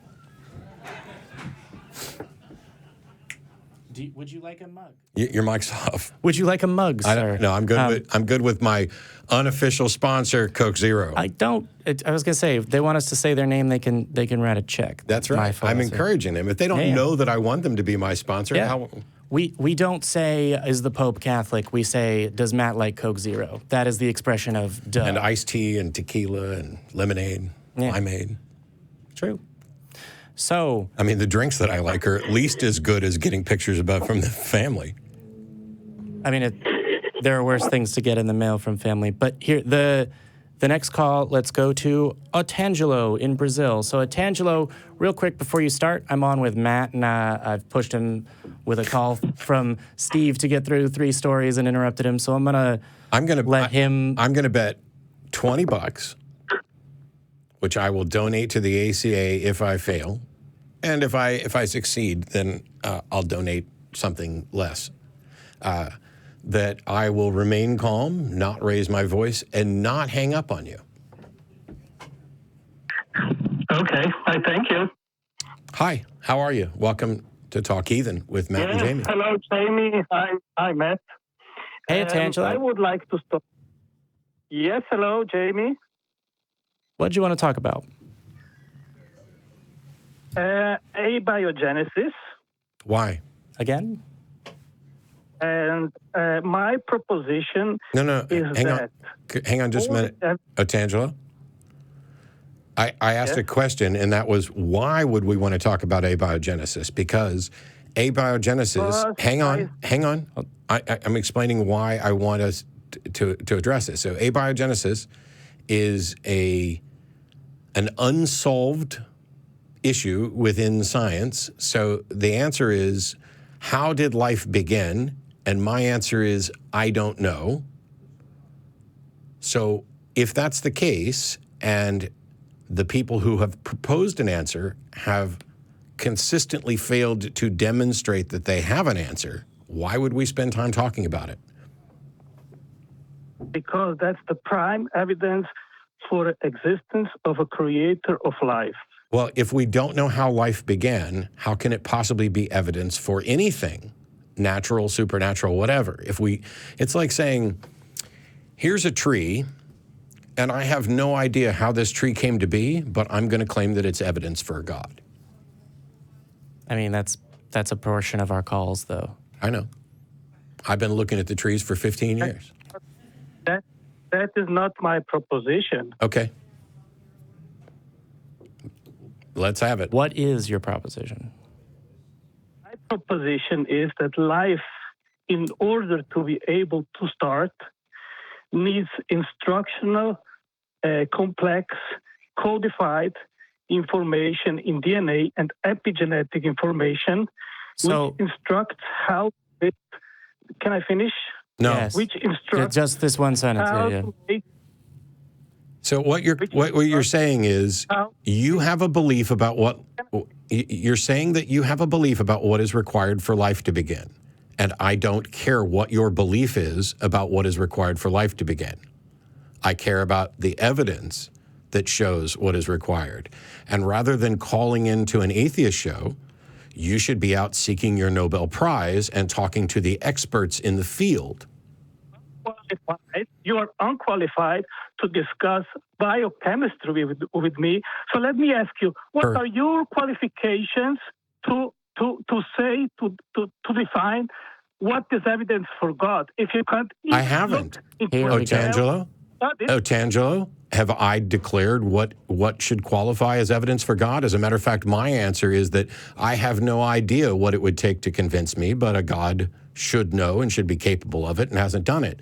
I'm not making any declarations, so you haven't even accused me of something that's accurate. You are 20 years peddling your nonsense. Okay. And you have in 20 years not learned what happens inside the cell to find evidence that eventually can lead to a creator. So the reason... So what? No. I'd like to know what nonsense it is that I'm peddling, because my position is I'm not convinced there's a God. And I want to know, if you're going to accuse me of peddling nonsense for 20 years, what nonsense am I peddling?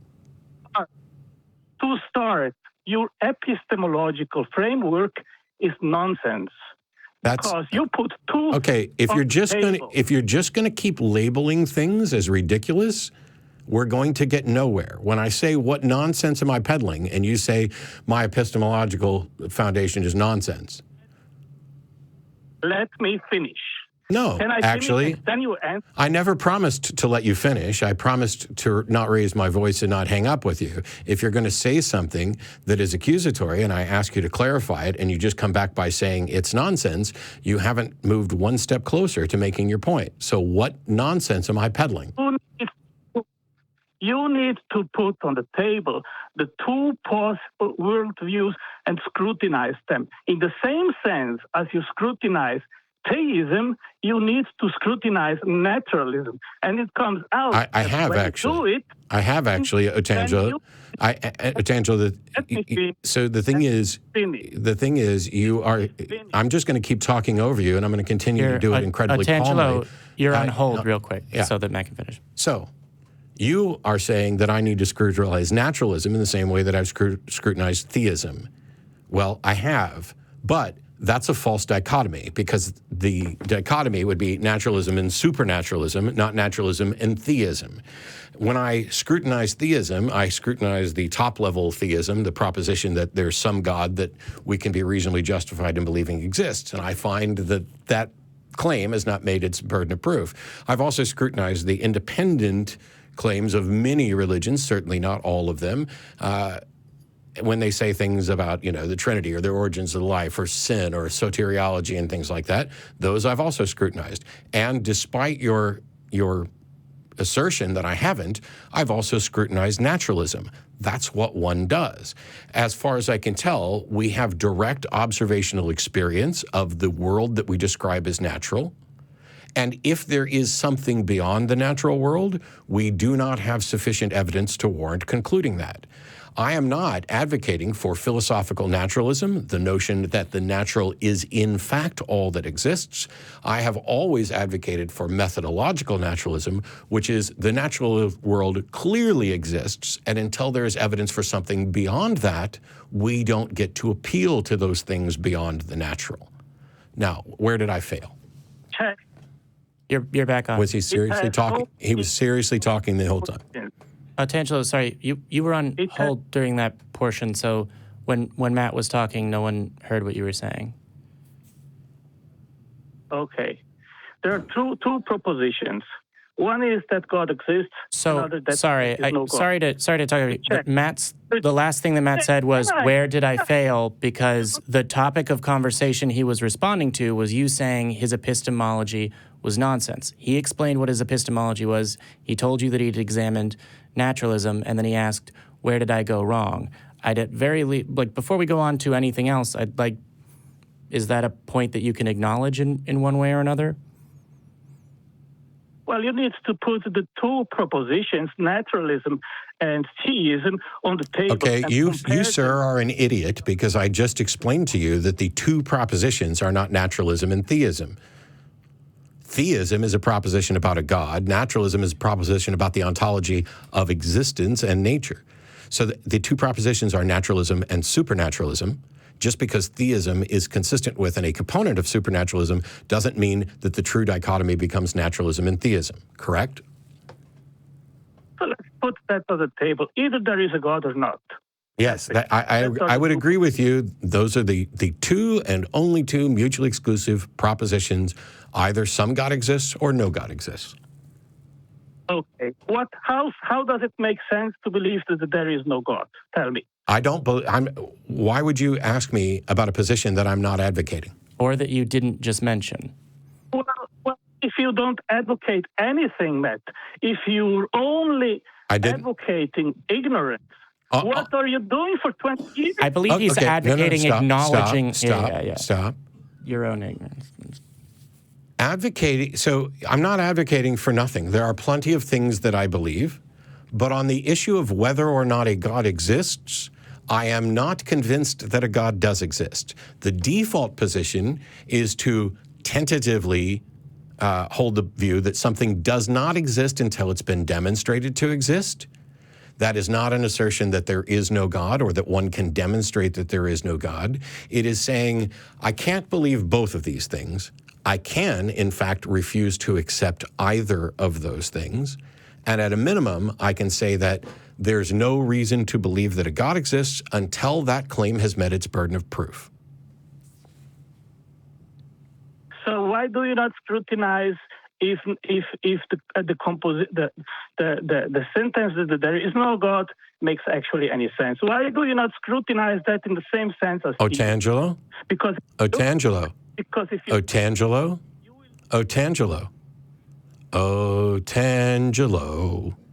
I'm not raising my voice, but you may be the stupidest person I've ever talked to.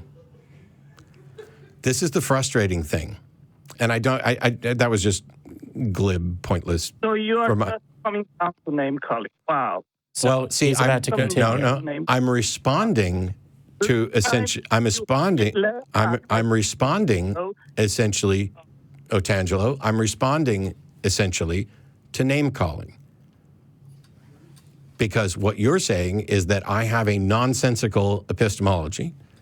And now you are accusing me of not considering things that I have in fact considered and can demonstrate that I understand them better than you do because I have to keep repeating this explanation. I pretend to read minds on stage as part of an act. I can't actually read minds, and neither can you. So stop pretending that you can read my mind and determine what I have or have not considered, because that will not go well for you. Okay, you have considered the proposition that there is no God? Yes, I have considered that proposition, and I have found that proposition... Oh, my gosh. Do you want an answer? Yes. I have considered the How does it make sense? Wow. I have considered the proposition, there is no God. And I am not necessarily convinced that that proposition could or has met its burden of proof either. You can find it out what makes more sense. Either there is a God or not, you can put both propositions on the table. Are you saying that when there are you saying, Otangelo, that when there are two mutually exclusive, logical negative propositions, that one must accept either one or the other? Must not necessarily, but we have intelligence to figure out what makes more sense. If one proposition makes more sense than the other, and it is clear the proposition that there is no God is nonsense. Hold on, because it's not nonsense. So real quick, you've already accepted that it's not nonsense by accepting that it is one of two propositions that must be true. Either it's true that there's some God, or it's true that there's no God. So when you say the proposition that there's no God makes no sense, you have now adopted a burden of proof. And tell you why it makes no sense. Okay. If you permit that. No. The position that it doesn't make sense is yours. But before we get to that, I'd like to point out that you said, no, you don't have to accept one of two mutually exclusive propositions, I think is what you said. But you can tell which one is more reasonable or sensible, I think is what you said.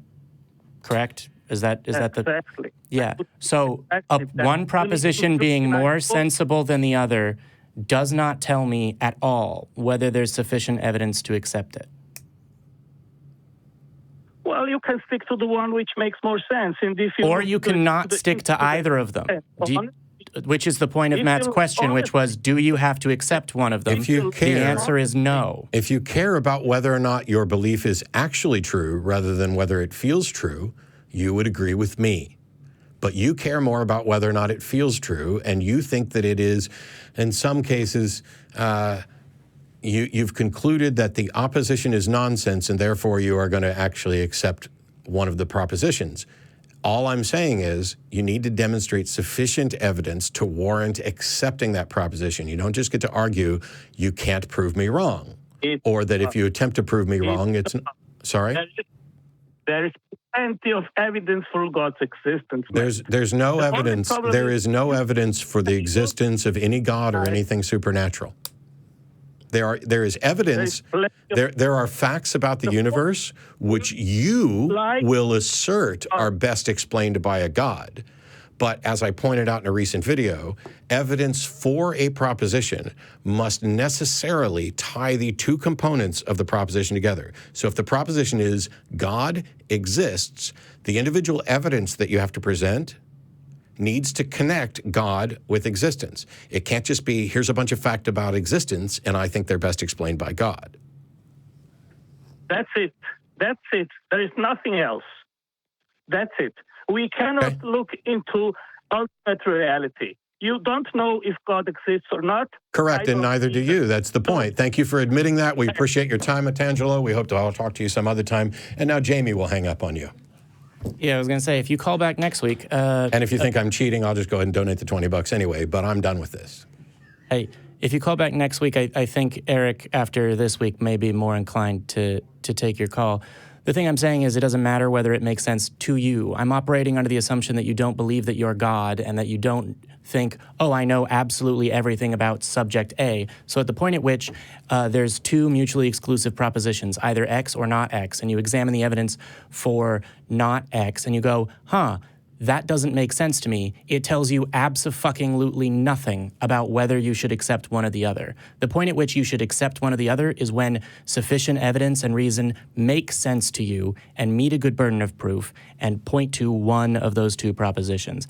At least that's the epistemology that we're stuck with that I think you believe is nonsense. Sorry to steamroll the end of this call. I'm getting stuff from my producer a bit, and then sorry, I can only do one voice while I'm talking. Didn't mean to call you out, but I think that Eric will probably take your call next week. So because he called me a liar last time, I I remember that. this I wrote. I wrote you per email, Jamie. You did not reply. I left several messages on the message board on YouTube that he could justify why he called me a liar after I hanged up. I did not have the possibility to defend myself, and that's just bad. That back and forth is between Eric and yourself, and while in general we operate in a way as if we're joined at the hip, I can't speak to what is going on inside Eric's mind, and if you I have no want to idea answer why that. Eric called you a liar. I'm not accusing you of lying. I'm just accusing you of having an incredibly flawed epistemology and making it willfully so when you can simultaneously admit that one doesn't have to hold either position and that I would be wrong to not hold a position. So that is at least some duplicitous thinking on your part. Whether or not you're lying is that's up to you and Eric. I would say duplicitous to himself rather than to... Yeah, it's self-deception. You've convinced yourself that your position is right and the position that disagrees with you is nonsense, and you just can't be bothered to understand why somebody would point out that your position is nonsense as well. Sorry, you guys were both talking, so I put you on hold for a second, Otangelo. Oh, I thought we'd hung up on him already. I'm sorry. No. So, We have Otangelo, other calls to get to, and we're already over time. Yeah, so I don't actually think that, I don't know if that back and forth between you and Eric is still going. Maybe he won't take your call, but hey, maybe I'm a masochist, or maybe I just have far too much patience, but I'm happy to, to talk to you again the next time I'm on, or and I'm not. On Reddit. The next time I'm on and don't have Matt as a guest. It will just cost me $20 next time, because this was pretty painful. Yeah, I hope to hear from you probably online, if not on the phone in future. Go forth and best wishes. Although I guess I hung up before I said go forth and best wishes, so I hope he gets that. Mwah. Oh, well. Kisses from however many thousand miles away. So let's see. Nat in Houston. Welcome to the show. Sorry that I'm going to try and push this to be streamlined, at least for your case. It says here that you would like to prove that there's a God using the King James Version and that you know our talking points. That's not possible. Yes, sir. That's actually not possible. I'm going to let you get to it. It's just that you heard several of the other callers say that you can't prove that God exists, and I'm guessing that you disagree with them and that you think you can. Oh, no. First, I want to say that it's a pleasure to call in and be talking to you, Matt. I think you're a very brilliant guy. And I also believe that the callers that I've been watching your show, they're absolutely insane.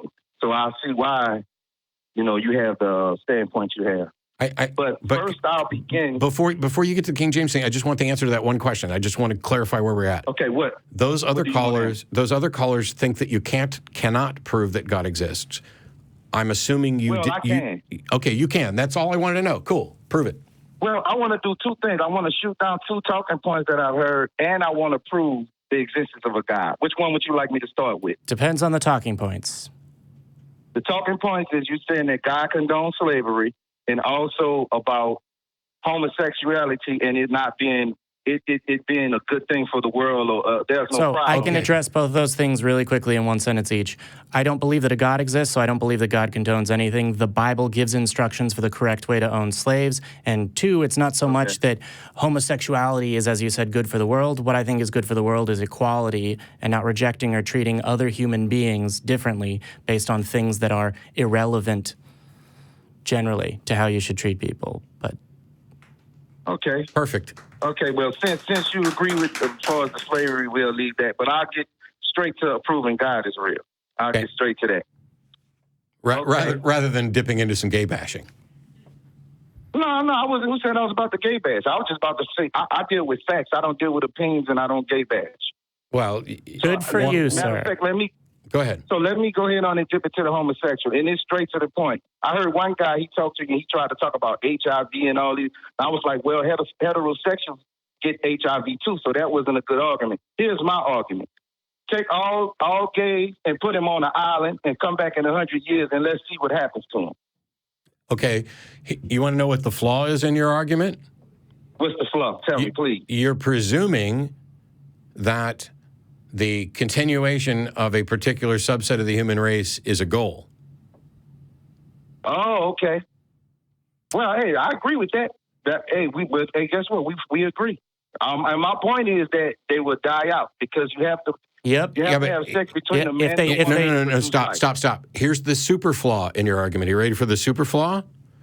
Okay, I'm ready. You could take all the heterosexual men and put them on an island in the human nations too. No, it's if you put no, that's not my argument. I'm saying if you put them on the island with the people that they having sex with, if you put those then men that's on the island, that is a completely dishonest argument because that is not. So the thing is, if you isolate a section of the population and that section of the population are sterile, it doesn't matter what their gender is. Everything about your argument is flawed. The truth is, it's irrelevant. I'm not gonna lip wrestle. This is just my main point. Okay. My main point is you need a man and a woman to reproduce, and without reproducing, there is no life. Actually, you don't need a man or a woman to reproduce. There is such a thing as parthenogenesis. There is such a thing as parthenogenesis, although it hasn't been confirmed within human beings. But we have in vitro fertilization, test tube babies, other things. All you need is the genetic material or the ability to construct the genetic material. Okay, so you need science and you need a lab and all of that. Okay, yeah. Great. And you know great, what? Man. Okay. That makes science superior to God. Okay. Now, great. Now, I'm glad. We're not going to dance around with that. Let me get to my main point. Okay. The proof of a God is that no one can break God's laws of reality. And I'll explain what that is. What's God's laws of reality? I don't know. I'll give you one. Okay. I'm going to tell you. I'll start with one. Everything that is born must die. Now, who has broken that? Hang on. First of all, how do you know that this is a law, and how do you know that it's God's law? I knew you was going to ask me that. Great, man. I'm 2 steps ahead of you. Good. Yeah, I know it's God's law because the King James Version Bible is the only book that says that. There's no other book that says, and actually science. There's no other book that describes what Lord Voldemort wants. No, there's no other book. You ask me why I know that it's God.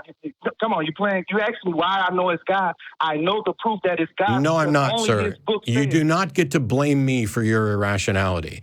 The fact that a book says something does not mean that it's true. Oh, okay. Oh, wow. That's really? Yes. So if I go to college, if I go to Yale and I go to college, and they give me a book to read to pass and get a passing grade or pass the SAT, I'm not going to believe that. Stop. I'm just going to say what you said. I'm still on this. I said that the fact that a book says something does not mean that it's true. And your response was to talk about whether or not you can get a passing grade for telling what's in the book. The truth of a proposition is not in any way contingent on whether or not it appears in a book. Okay. Do you not think I could write a book that says there is no God? If I write a book that says there is no God, you would be saying that's not true, right? Yeah. But if you wrote so then that you book, agree with me. Then you agree with me that something isn't true just because it's in a book. I can say that, but I can so now also tell me the actual reason that you know this is God's law without pointing to the book. Well, the reason why I know, because no man has done it. Okay. If you stop. Show me what man has lived forever. Stop. Okay. Go study syllogisms and take what you just said and put it in a syllogism. Make a logical argument, because now you're saying you know it's God's law because no man has broken it.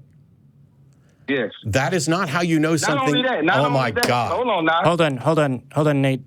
Matt is trying to make one point. I've just put you on hold because I think you guys are talking back and forth over each other. He's trying to point out that the way that syllogism is structured, when you break down the logic of your argument, is not a valid argument. So, Nate, you're back, but Matt, I was going to let you finish your. Okay, go ahead. No, I'm done with you. And here's why. What? Here's why. When I point out that it's not true just because it's in a book, and you set the book aside. Now you create an argument that says this is God's law because no man has broken it. Okay. The fact that no man has been able to do something does not mean that the thing that they are unable to do is a law that is guaranteed by a God. You have to actually demonstrate that there is such a law and that there is a God and that this God is the one that is serving to guarantee that the law can't be broken. What you're essentially saying is it's impossible for man to do X. And because man cannot do X, that means that there's a God and that God is guaranteeing that man can't do X. Well, it's impossible for me to draw a square circle, but that doesn't require that there be a God who is preventing me from drawing a square circle. Does that make sense? Yeah, that makes sense. Okay. So now come up with a new proof. Can I give my rebuttal? Of Can I course. give my rebuttal? Your rebuttal was to say that makes sense. Now you need to come up with a new argument. No, here's my argument. And I'll just leave it like this. Whenever one of you guys can figure out how to do anything outside of what my God has said that man can't do, Your God has said nothing. Believe y'all and follow y'all, and it's simple as that, man. Okay. You can hang up on me. No, you it's can as do simple. whatever. It's as simple as this. We're not asking you to follow us. We're not asking you to necessarily agree with us. But what you've just done, what you've just done. Shut the fuck up. You're on hold, Nat. I haven't hung up. What you've just done is shifted the burden of proof. You're essentially saying, okay, Matt, you keep showing how all of my arguments for the existence of God are irrational and flawed, but I'm going to keep right on believing until you can do something that is impossible. Well, congratulations. You've now set yourself up in an irrational position that you will be able to defend forever. Nat, I've taken you back off hold, so okay. You respond now. Okay, I'll give you a great example, man. You ready for it? I bet it's not. I'll bet $20 it's not a great example. It will be a great example. I'm going to give you a great example. Okay. Let's say if I was back in the time of Jesus, right? Yep. I would have probably been like you guys or whatever. I don't believe in this. We heard this for thousands of years. But all I'm saying is, if I would have been with Christ and seen him walk on water, heal the sick, make the blind see, make the lame walk, all I'm saying is I would have believed. I would have believed him, and all I'm asking is the same from you guys. So if I can see you do anything outside of the realm of the natural, then I would say, hey, there must not. This guy has lived forever. Hey, there must not be a God. You want to know? This guy has found alien life. There must not be a God. Or these people are living on another planet. There must not be. That's all I'm asking for. Are you going to take the bet? I got my 20. You're going to donate 20 to the ACA when I explain to you why this is a garbage analogy? Okay, explain to me. Sure. Were you there to see Jesus do any of these things? No, I wasn't. I said if I was, hang on. Hold on. Yes. If you were there to see it, perhaps you would have a rational justification for believing it. But you weren't there to see it. And now you're thousands of years removed from those events, as are we, which means neither of us can have that rational justification that you were pointing to. You might as well have said, if God comes down and fondles me, then I will know that a God exists. But until that happens, it's a garbage example because it hasn't happened. Mm-hmm. In summation, saying, here's a thing that could happen that would persuade me to believe in a God is not a reason to believe in a God if it hasn't happened. It's pretty much the same thing that y'all saying, right? Y'all are saying that y'all want evidence, correct? I have said that many times, We'd love to have some evidence. Do you fucking have any?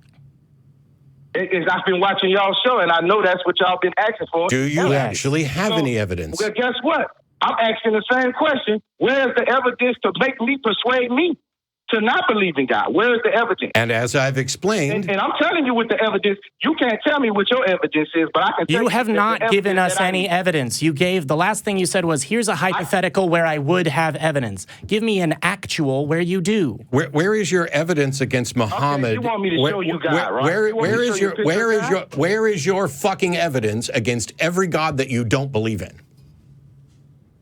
Where's my evidence against them? Because the King James Version Bible says the things that man can't overthrow, can't do, So Nat, at this point, I'm done. We're gonna. It's all you. The Quran doesn't say it. Hold on. So Nat, hold on, real quick. You're on hold. You know what else doesn't say it? My biology textbook, and yet it's more factually accurate than any book you've pointed to in the entire call. So, unfortunately, Nat, for this episode, we're going to have to move on to the next call, but it doesn't mean that I want this to be the last call, because I think I might be unique among hosts on any of our shows where I'd like a second call from this. But I think for this episode, particularly how we're short on time and have at least one other call that we're going to get to, I'm going to ask, hey, please call back when I'm on the show. If I do that to Eric, he might murder me. So please call back when I'm on the show, or reach out online on Reddit or on one of the Facebooks to me, and hopefully we'll be able to continue that. Do you have any questions about how to reach out? Man. Yeah. No hard feelings, my guy. I enjoy the show. No hard feelings. Conversation. No hard feelings, man. Like and subscribe. As soon as you send me the $20, there will be no hard feelings. Okay, and as soon as you can do any of those things I said, I'll send you the 20. Yeah, and as soon as you learn what shifting great. the burden of proof is, I'll give you 50. No, I'm not shifting the burden of proof. I'm asking you to give me evidence that there's no God. Oh my God! Oh my God! Cut that clip out. Do those things. It's simple, man. Cut that clip out, because it says, I'm not shifting the burden of proof. I'm asking you to give me evidence that there is no God. Best clip ever. Call the Atheist Experience. Say the exact same sentence again. I want that on my show. That's all I'm saying. All right. What can you guys do? So hold on. So y'all Nat, have no answer. So hold on, Nat. So to continue this, we gave an answer to that, but for right now, hopefully you understand that I'm not running away. I'd like you to call back in, and I'd like you to reach out online. Wait. But I have to move on to other calls. So yes, Go ahead and move on, bro. Y'all have a nice one, man, and hopefully, if y'all can do those things, I'll be a believer, man. Okay, bye. All right, cool. I hope that he said a nice one. I don't know what else. I'm going to operate under that assumption. Real quick, hey, Dave in Pennsylvania, it says here that you're a Satanist and you have a reason we should be less courteous to Christians. I first have to note that less is a relative term. Less courteous than Matt or less courteous than me? Personally, I think Matt is far too courteous. I mean, given the last call, I would have told him to fuck off right away. I think he didn't do that as a favor to me because I'm sitting closer to the phone. But well, that's fine. I mean, you handle it your way. Matt handles it his way. But the broader question was, I was curious because I've been watching the show for quite a long time. Thank you. Like and subscribe. Matt, oh, well, I have. I haven't given you any money because I'm broke as shit. But Matt has said, and I think you have as well, that you were both religious, or at least steeped in religion at one time. Matt, I think, said he was studying to become a pastor, if I recall correctly. Yes. Matt, may I ask a question? When you were reading the Bible and studying this, how did you respond to the stories that were just logically silly? I mean, people being turned into salt, talking snakes. When you reached these stories, when you were reading through it and hit these, how did you deal with it personally? So when you say that something is logically silly, it's only the case that it's silly for somebody to turn into pillar salt. If, in fact, it's the case that there's not a God who has the capacity and desire to do that. And if you... sorry, if I could interject, I get it. If you get it, why'd you ask? Debates. Well, no, I get the logical aspect of the twisting it, but just from a comedic standpoint, didn't you hit those stories and go, that doesn't make any sense? I don't want to get into a deep, we could do the whole, Daniel Dennett kind of philosophical thing, but how did you get to that point and go, oh, that's okay? I'm not trying to be a dick, I'm being honest. Because I read them from a non-religious standpoint, and And I never did. And if you hadn't interrupted, I would have gotten there because I was indoctrinated from the age of 5. So when I read the Bible, I already believed this. And that's why it took years to get to the point of realizing, hey, maybe I don't have a good reason to believe there's a God. And if that's the case, then all of a sudden these stories that you immediately identified as silly start becoming more obviously silly or illogical or irrational or without supporting evidence to me. But I was fighting through indoctrination. It takes time to get there. So you're saying that, and again, I'm not trying to be an asshole to you. Well, then you should let me finish the remark that I was in the middle of to the question that you asked me specifically. Okay, fine. I mean, you want me to be nastier to Christians. I'm just showing you what it looks like. You can be nasty to me all you want. I get it all the time. I'm fine with that. But you're saying that because of the indoctrination. Yes. And I'm just trying to get my head around it because I wasn't indoctrinated. Because of the indoctrination, you were able to kind of,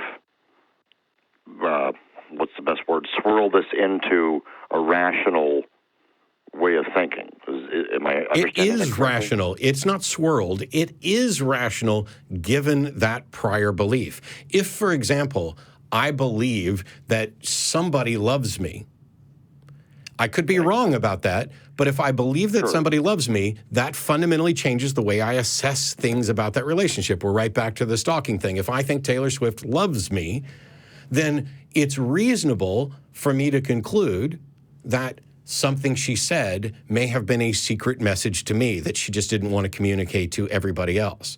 This is the problem, is that initial belief doesn't ever get challenged for most people. Instead, they are surrounded by everybody else believing the same thing. And so what's the motivation for you to stand up against the overwhelming majority of everybody who's lived in the last 10,000 years?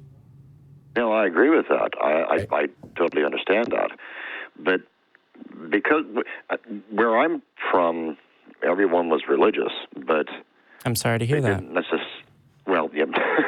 They didn't necessarily, they didn't talk about it, and it wasn't like it was grilled into you necessarily, but everyone just assumed everyone was the same version of Christian. And for you, it was grilled into you. Is that correct? Yes. It wasn't like, it's just that everybody around me believed. It's the same reason people can't see their privilege, because they're surrounded by people who share those same advantages. And by the way, the whole thing about privilege is nobody's saying that you're terrible or this is your fault in any sense. They're just trying to get you to recognize that, hey, human beings are different. Some of them are advantaged in some areas where they're not. Well, if you are surrounded by everybody, like you feel as you're standing up in church singing, you feel this euphoria and elation and goosebumps and hair rising up, and everybody around you is seeming to have the same experience, and they all are convinced that it's the Holy Spirit, so you become convinced that it's the Holy Spirit. And if that process is repeated over and over and over from the age of 5 all the way up to the age of 30, then it takes some effort to go, hang on a minute, what if I'm wrong about my foundation that is allowing me to view all these other things? That is something that doesn't cross people's mind, because everybody else around you, if you were wrong about there being a God, why wouldn't you have figured this out ages ago? Why wouldn't all these other smart people who are around you have figured this out? I understand. It is within that context absurd to think that you might be wrong. Right. Again, it's an environmental thing. This is where you are, and everyone thinks the same way. So that's where you were. Yes. Was it? I'm assuming the transition was fairly difficult. It depends on how you define difficult. It took some time. I don't suffer with it the way other people did. Like, I've never had a fear of hell in my entire life. Well, no, I don't mean that. I mean, family members kind of disowning you or being disrespectful to you. Yeah, on my 50th birthday, I read the birthday card I got from my mom. Oh, I remember. I think I saw that episode. Yeah, so we'll just say it's been difficult. That's some shit. Yeah. Yep. All right, what else we got? Being less respectful to... Sorry. Oh. We got least one other call we're going to try and get to. Yeah, we're like 40 minutes over. Yeah. Oh, okay. My apologies. I'll be brief. I think that Matt is. I think that I like your show. I watch the Atheist Experience all the time. I think that at times we should be a lot less respectful to Christians when they. The frustration for me is when they call in with the same argument that they've called in for the past 5 episodes. That's never, ever, ever, ever, ever happened. This is your bias showing. No individual has called me 5 times in a row with the same argument. What there are many different individuals. You are assuming that they've heard this stuff, that they've thought about this stuff, that maybe they are regular viewers of the show. That's not the case. One of my biggest pet peeves is being forced by someone to repeat myself. And yet I have answered and responded to the same arguments for 15 years. And the reason it doesn't bother me is because I know there's always a new audience and that this caller is not the same person that I talked to last week, usually. I slightly disagree. I think they are the same caller. They just modify their argument, whatever it is, the teleological argument or whatever. They modify it slightly when they call back in. Let me just ask real quick for clarification. Sure. When you say you think they're the same caller, do you mean you believe that the one human being that called in on episode A is the same human being that called in on episode B? Or do you mean the arguments are effectively the same? The arguments are, well, like, say, for instance, Otangelo, as an example. A lot of times they call in with more or less the same set of arguments. They've modified them slightly to try to, calibrate themselves to your rebuttals. But then they call in, and it's more or less the same argument they've had in the past calls. Am I off base? That does happen. So to be clear, you're saying that hosts of these shows should be less courteous to a repeat caller that doesn't actually stop using an argument that you've already responded to, or that calls in every time to repeat the same argument, like a single human? Or are you saying that day one, Sally calls in and gives an argument, gives the teleological argument, and episode 2, Joe Schmo calls in and gives the teleological argument? Joe Schmo should, be treated more harshly because we've heard the argument before? No. I'm talking about repeat callers, people that are the same people. They've slightly modified their argument to attempt to, diffuse some of the rebuttals. But it's the same argument. No. Here's the problem. Okay. Person A calls the show and presents an argument, and I offer a rebuttal. So then they go back and they rework their argument, and they call back in with their rework, for which I have to offer a rebuttal. They have done exactly what they should have done, and I'm not going to shit on them for that. Well, doesn't it frustrate you, though? I mean, it frustrates me, and I'm not saying you shouldn't do it. I'm bringing this up just as a viewer. It is frustrating to me, but I understand why. I understand why you're rehashing it, but it's not a rehashing. You just acknowledge they called in with a slightly different version. And the thing is, the Christian that's sitting out there, or the theist that's sitting out there that listened to them call in last week and watched them get demolished because they had flaws in their argument, is watching potentially again. And now they've called in with what is perceived to be a better argument. And that other person who's watching may have done exactly the same thing. They may have said, what you should have said is this. And now that person calls back in and says with that. And now I'm hitting 2 people. And actually, better than that, the person just sitting at home and watching might have thought, there's no reason for them to modify it. And then the repeat caller calls in and says, yes, I acknowledge the points you made, and I think I've addressed them. And then the person sitting at home, who was more epistemologically closed, is now less so. This is a TV show with hundreds of thousands of people watching any given episode. This is not, I'm going to sit down and argue with my mom the same arguments we argue every week over and over and over again to an audience of 1. This is a different thing. I get that. I'm saying that from my perspective, and I'm just one person, do what you want to do, it's your show. That's, to me, one of the frustrations I have, is that the argument really isn't. So, yeah. He said, do what you want to do at your show, and I thought it would be funny to hang up, and then Jamie nodded, but then he seemed to retract it. So now I owe him an apology. It's all good. We'll go for ice cream later or something. So the last thing I want to say is, yeah, no, I get that criticism a lot because I am more patient and let people go longer, I think, than other hosts. Eager to have Otangelo keep going. I didn't say eager. I said willing. Okay. It's consent. Whether or not it's enthusiastic is a different question. You weren't quite blowing him at the end of the call, but you were at least, rubbing lotion on the burn. You must not be as nice to people before engaging in sexual intercourse with them, because that's not. Yeah, never mind.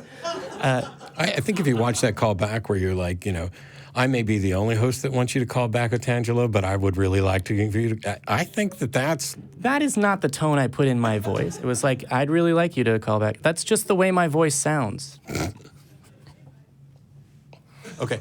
Later we'll compare notes and then. No, that's all good. I don't mind talking to Otangelo. It's just that.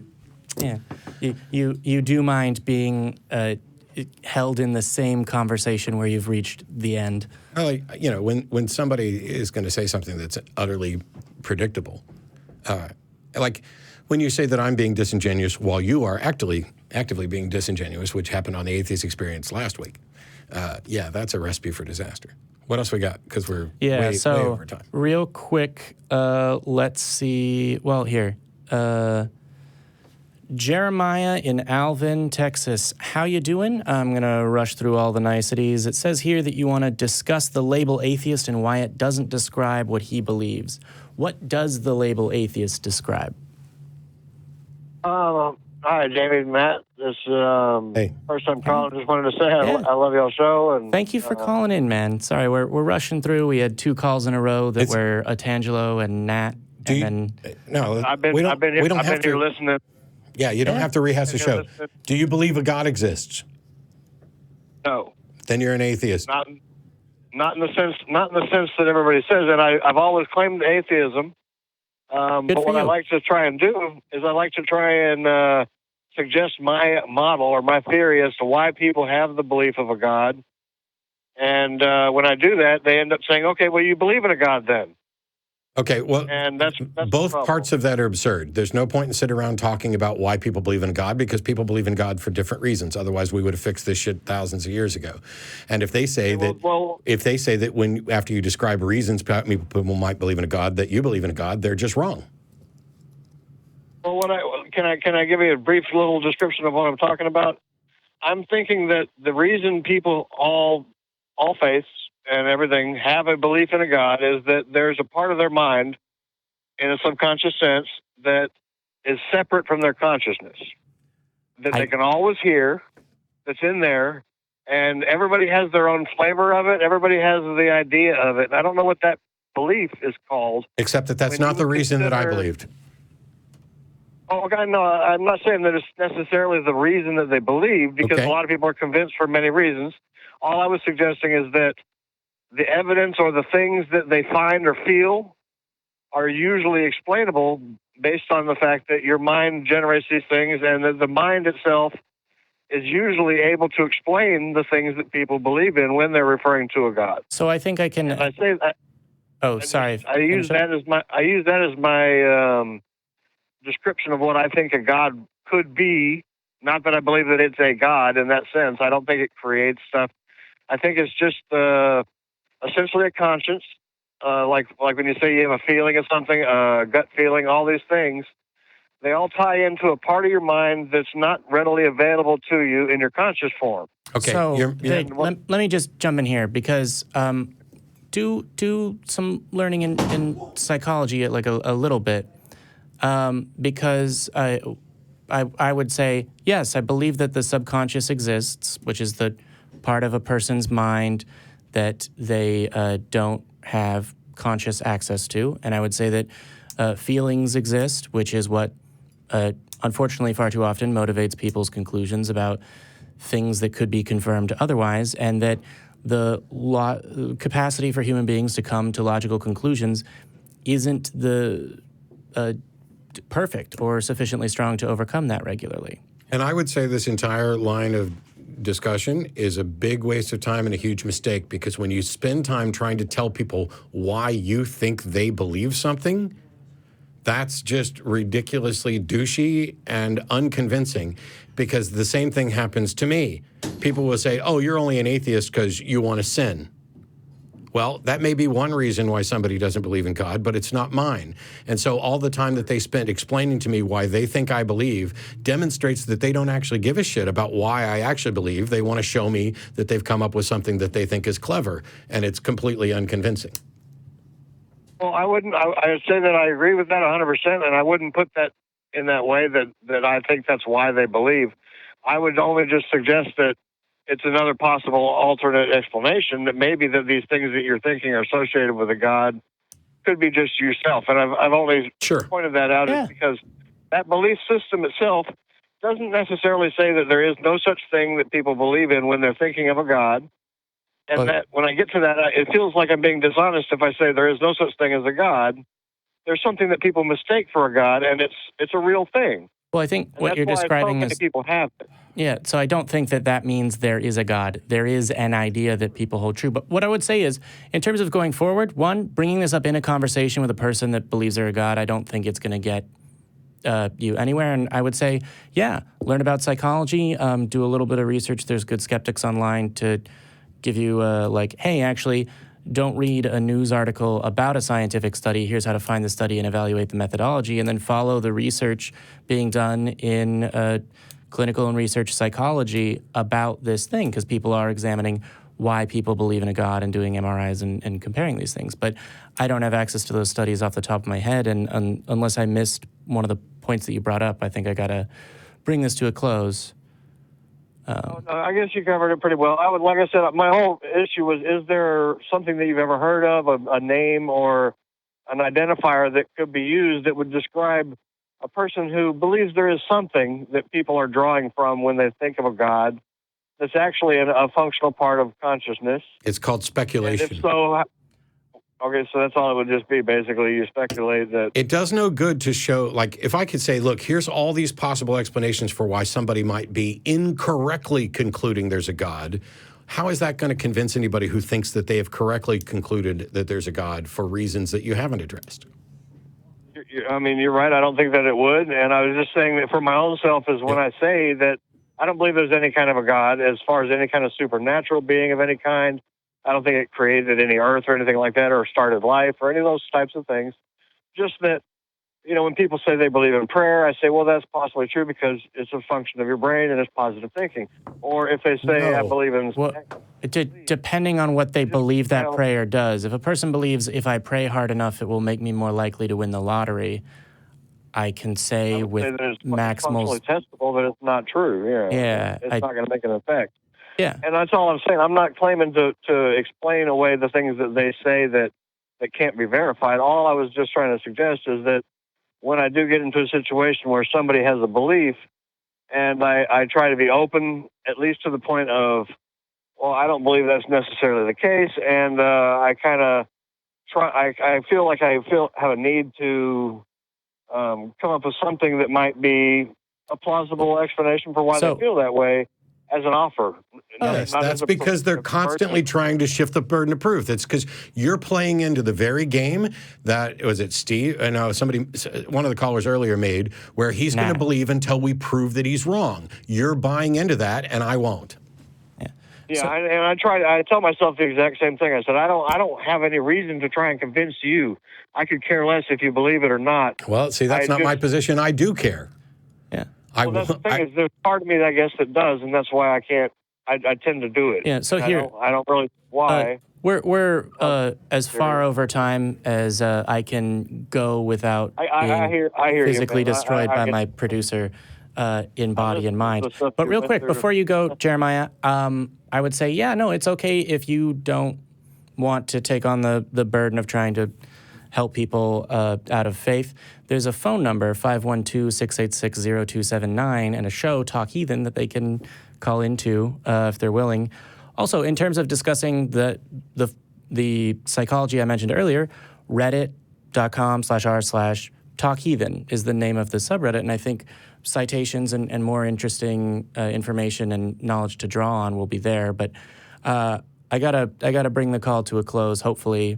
I'll get on it, and I'll put up a little better worded description, and maybe you'll see it someday, maybe not. But either way, I'm happy to talk to you. Cool. Yeah, and, thank Matt, you.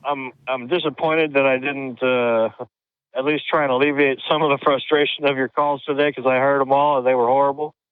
No, I wanted to tell you, in the very beginning of the call, when I first got on there, the guy, you were talking about the crocoduck, and it popped in my head. I seen a meme the other day on the internet.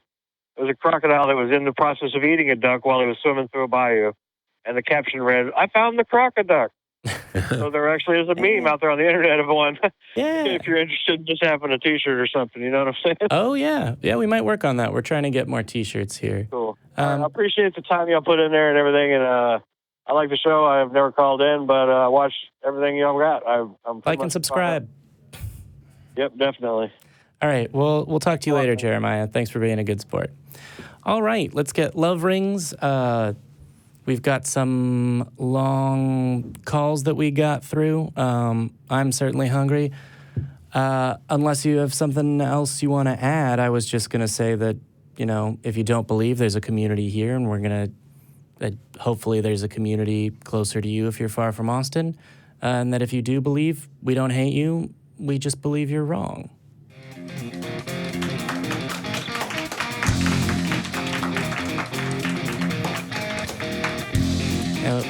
The last call he got to